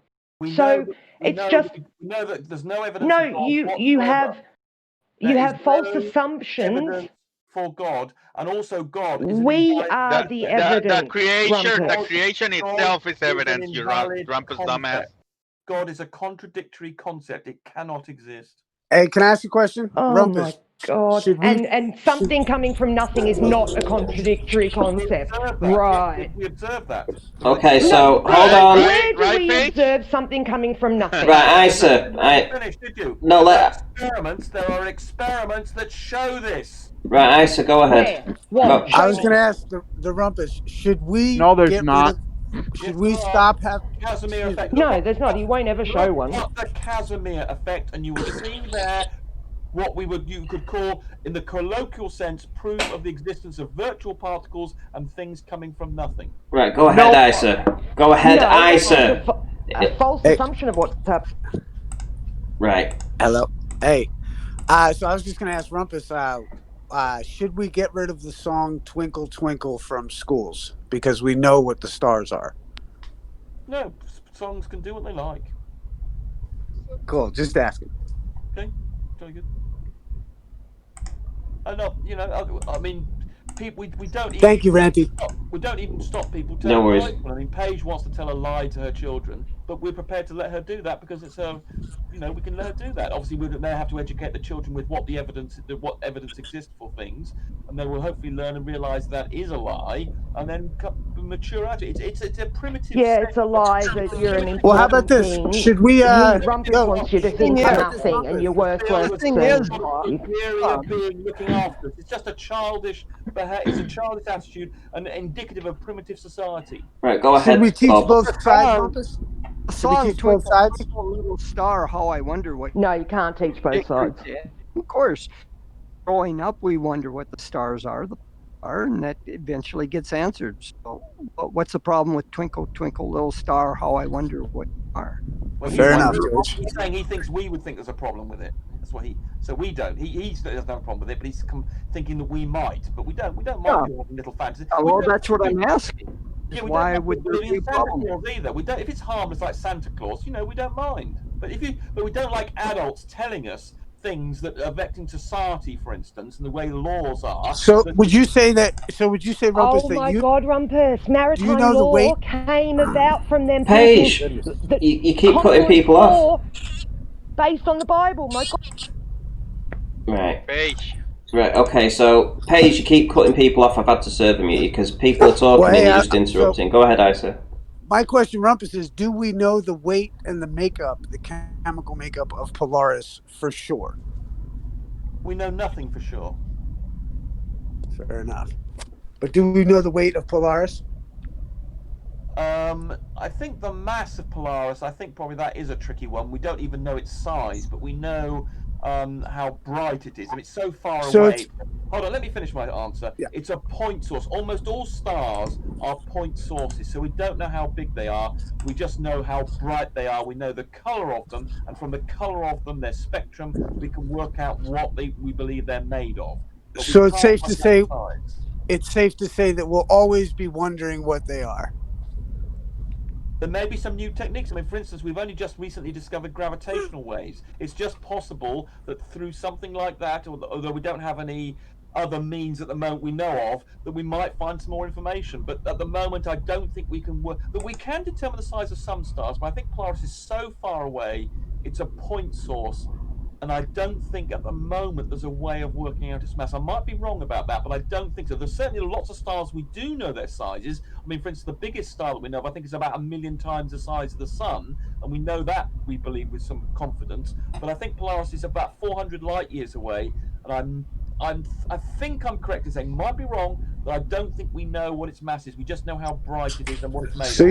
So you disagree with Wikipedia? Okay, when I say we don't know how mass it is, we know from physics that it's got to be bigger than the Sun, for instance. We know from the way that we know that how stars work, there's a certain minimum size and a certain maximum size. So it's somewhere we've got some sort of range on it.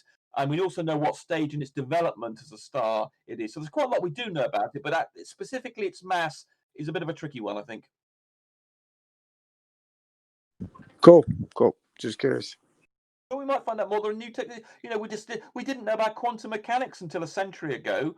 We didn't know about Newtonian mechanics until 400 years ago. You know, we've only had 400 years of Newtonian mechanics. You know, in 400 years' time, God knows what we might be able to turn up. We might discover wormholes. We might even be able to travel there. We might even have spaceships that can travel near the speed of light. Ah, poor Rampus. Given the development, Poor guy. Listen to all that childlike wonder in his voice. Oh my God. Given the Of development, what might be 400 years, and that's going to increase exponentially, then goodness knows what can happen in the future. In 500 years, you might go to the moon. We've already been there. You can talk to people who've been there, Ranty. They can give you a little one-on-one and tell you what it's like. Yeah. No, you ask them, they punch you in the face. If you start calling them, they will, yeah. Yeah, that's just if you ask them to make, assure them that it's real. Apparently, they'll punch you. Yeah. Well, let's suppose Rumpus, can I ask you? And called you a liar. Let's suppose every single day whatever statement you said, I don't know, about your job, for instance, and I said, you're a liar, you're a liar, you're a liar, and then I approached you in the street, and then I called you a liar again, I think you'd be quite entitled, to say, sod off. And if I kept on sticking my face in your face, then I think you'd be perfectly entitled to do... Fuck yeah, Bart Sabrell had it coming. Did you ever get That's what I love. I think. Yeah, I don't let other people's words bug me that much. To be sure. You've been calling me this, and then you come into the street and you stick your face in mine. You call me a liar again. I'm entitled to take some action about it. So what about? Hold on. So apply that logic. Hold on. Everybody be quiet. Everybody be quiet. So just apply that logic to what you've just said there about flat earthers. Now, we've put videos out, we do our own thing, we're talking to other flat earthers here. It's the globe earthers that are intersecting themselves into our discussions, making videos about us, calling us liars, and keep on doing it over and over and over again. So can you apply that same logic to that train of thought? I said, I think I mentioned it. I think I've only ever called 2 people liars on the internet. I think basically people who have your position Oh my God, Rumpus. are just stupid and ignorant. Are you saying that with a straight face?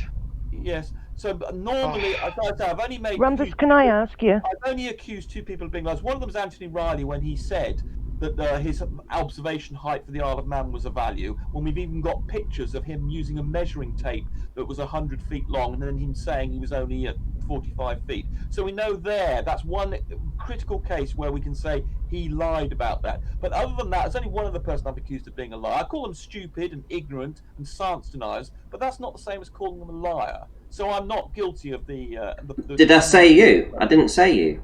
Okay, well, okay. Other globers, you shouldn't call people liars unless you're absolutely 100% sure. But you just said that, you called me a liar. You just said that that you have every right to want to. Just Paige. An accusation here. When did I call you a liar, you stupid cow? Right. Listen, I had a train of thought then. I was lying to my children about God.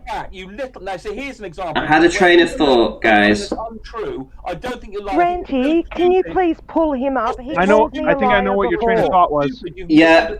So do I. being a liar. Okay. So I'm just going to finish my train of thought, and then Telling a lie. Okay. About right, the God, Rumpus, about the God thing. calm down. Telling a lie. I'm not saying you are lying to someone. It's a lie that you are transmitting to them. Right, do you see how I've just spent a whole minute trying to just get you guys back on track because I got interrupted when I was walking you down a path of thought there?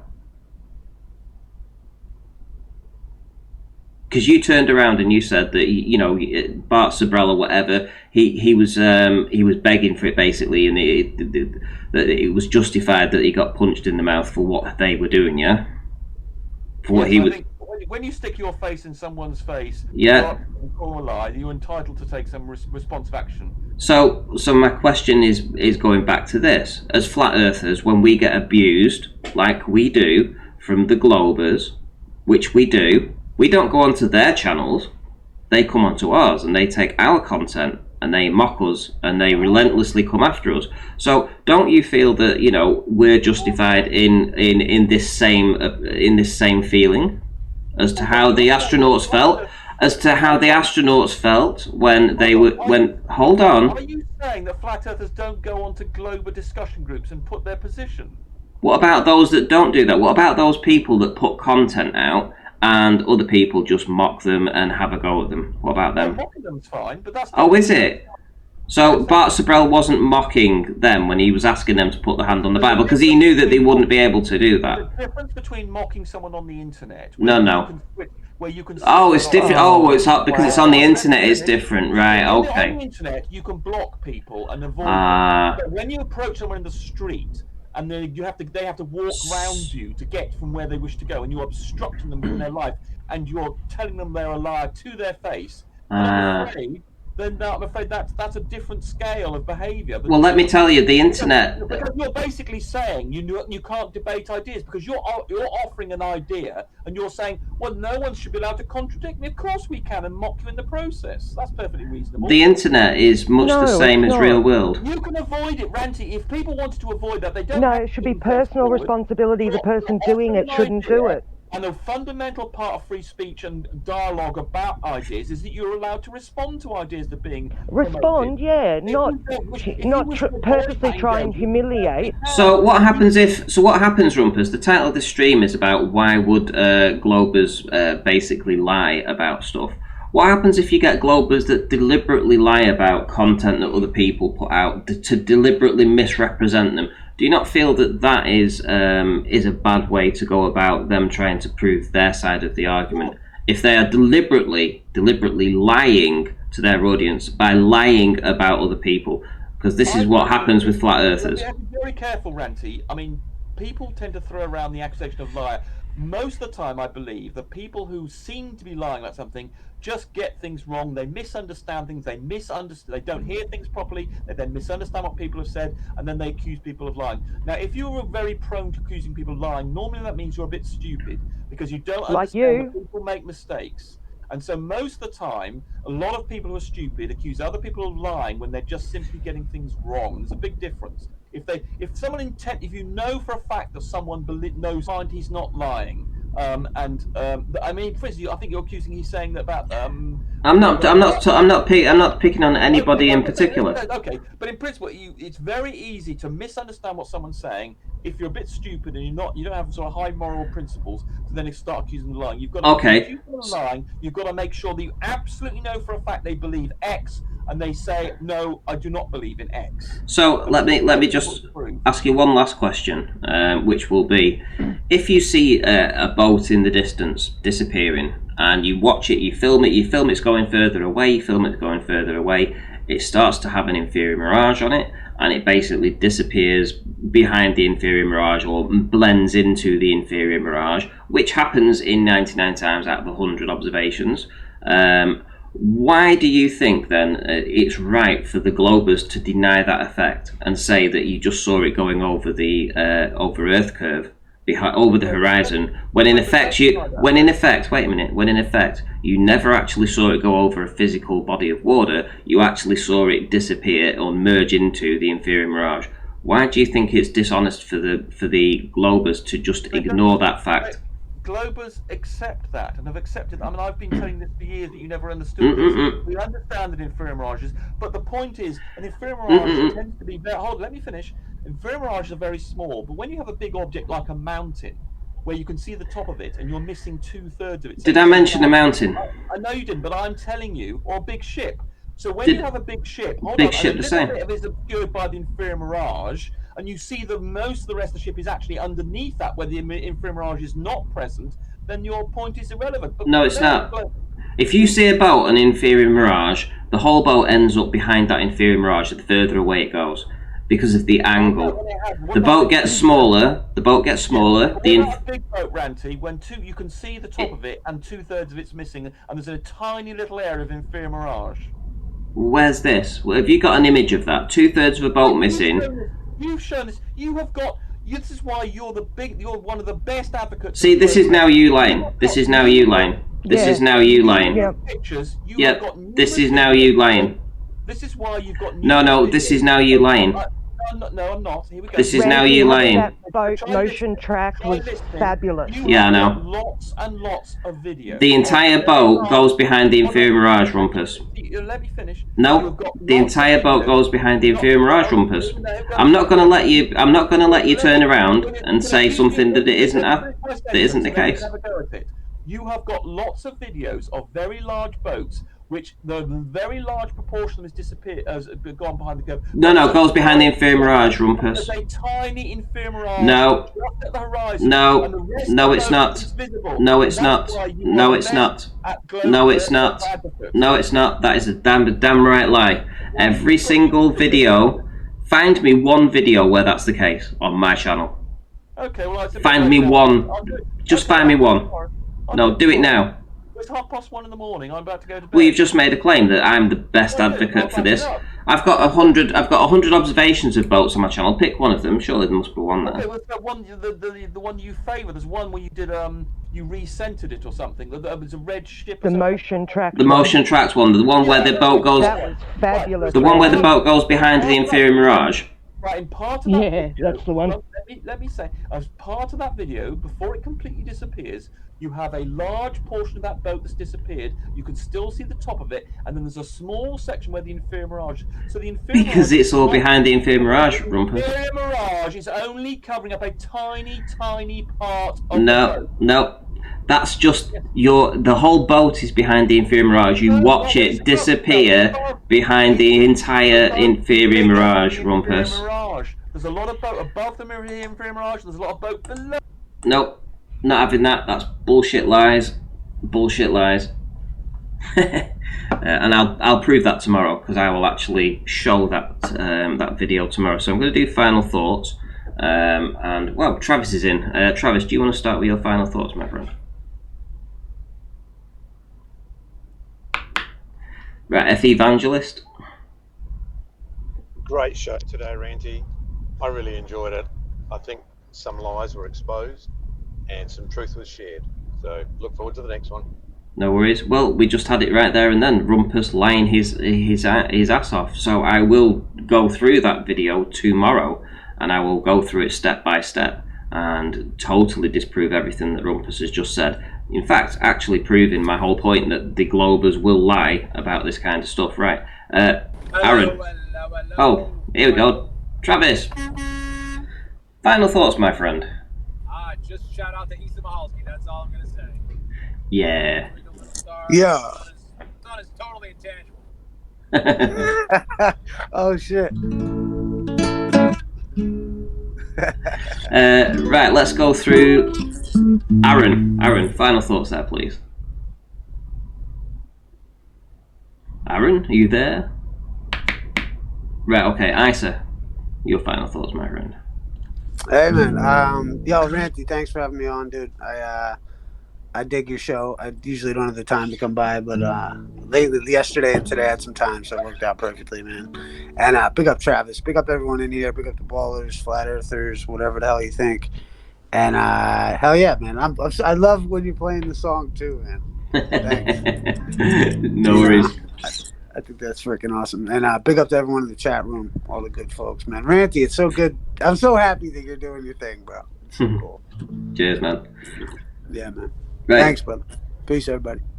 Jeremy, final thoughts. How's it going? I just want to say that, I mean, Rumpus is a known liar. Nathan just called him out on it when Rumpus used to say the body of science proved the globe. Then he says science doesn't prove anything, and he says he never said that. I mean, we know he's a liar. So, but anyways, I came up with a good analogy today of this cosmology and astrophysics and astronomy. It's basically like if you looked at a clock for 50 years and you just saw numbers on the wall, you can never see behind the wall. You never know how that clock worked. That's what they're doing with astronomy. They're just looking at a clock saying this is how it works without being able to actually go into the clock to actually see how it works. That's all. Good stuff there, Jeremy. Right, George, final thoughts, please. Just because I have not seen proof or evidence that something might indeed be true, I believe in it. But I do believe in it. Plain result, and it may or may not be true, but it doesn't mean believe in it. Good night. Okay, cheers, George. Paige, final thoughts there. Yeah. I think Rumpus showed his true colours yet again. I mean, last time, what did he say to you, Ranty? That he only comes here to call you an idiot or whatever it was. So, yeah, you know, they tell us the truth if you listen to them and believe what they say. And so be kind to each other. Don't be like Rumpus. Cheers, Paige. Rob Keane, final thoughts.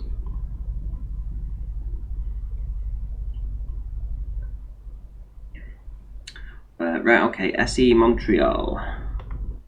Yes, sir. Another good show, Ranty.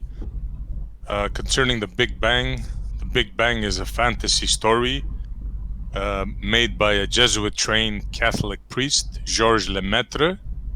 So anybody that believes in that believes in a religion. There's absolutely no scientific proof in the Big Bang Theory. Thank you for the opportunity, Ranty. Peace out, everybody. Cheers, mate. Silent Zero, final thoughts. Just normal. I just want to say that science does prove things.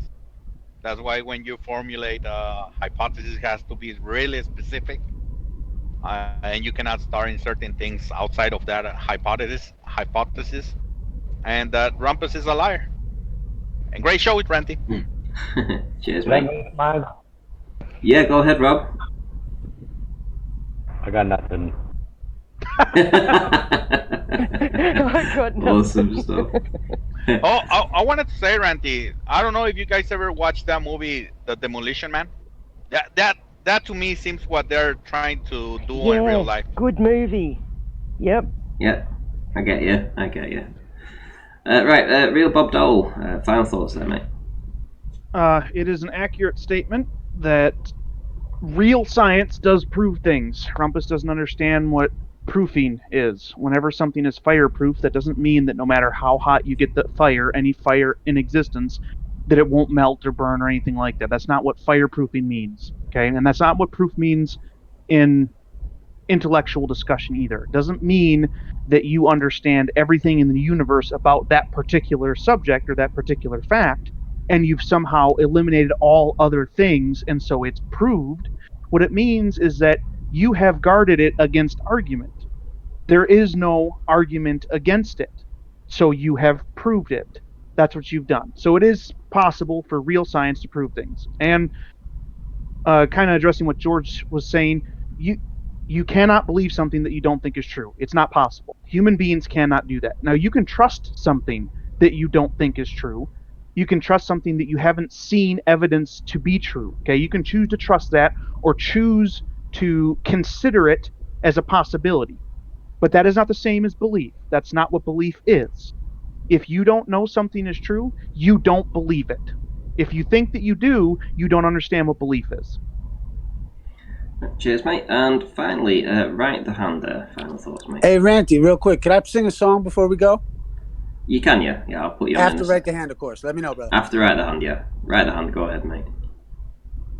Yeah, I'll keep it short so we can get to the song. I don't think science proves things in the sense. I think the observation you make proves what you saw, right? So when they do an experiment, quote unquote, they're just making an observation of a bunch of effects that will always happen because that's how reality works. It doesn't suddenly change. And about the Big Bang, they're saying something came from nothing and it was all the size of a pinhead and now it's bigger than the universe. Imagine if they could have said a sheep farted and gave birth, and they believe it. That's the most ridiculous thing, and they believe it. So it doesn't. Beautiful, bro. I don't think it matters what the Big Bang is, no matter, as long as it's what they were told. They'd be like, yeah, that's what we go with. Sheep. Awesome stuff there, right hand. Right, Isa, yeah, you gonna sing us out? Good stuff. Yeah, man. You know, I was thinking about it, and yeah, fuck it, I'm gonna sing a song. Thanks, man. Yeah, hell yeah, big up everyone here. This one goes out to Travis, all the good people, Ranty, all the old school members. You know, anyone remembers Flat Earth Court? I do. Touch the sun. It's totally tangible. Shout out to Validation Boy too, man.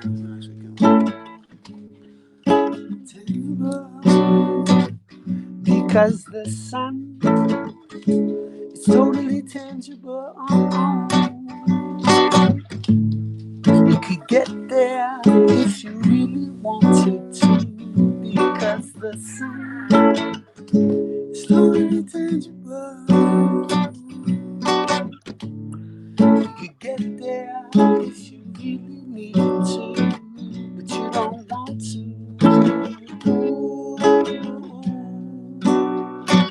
You just want to come online and complain about how things are not red. That they say, yeah, but the sun, it's gotta be tangible.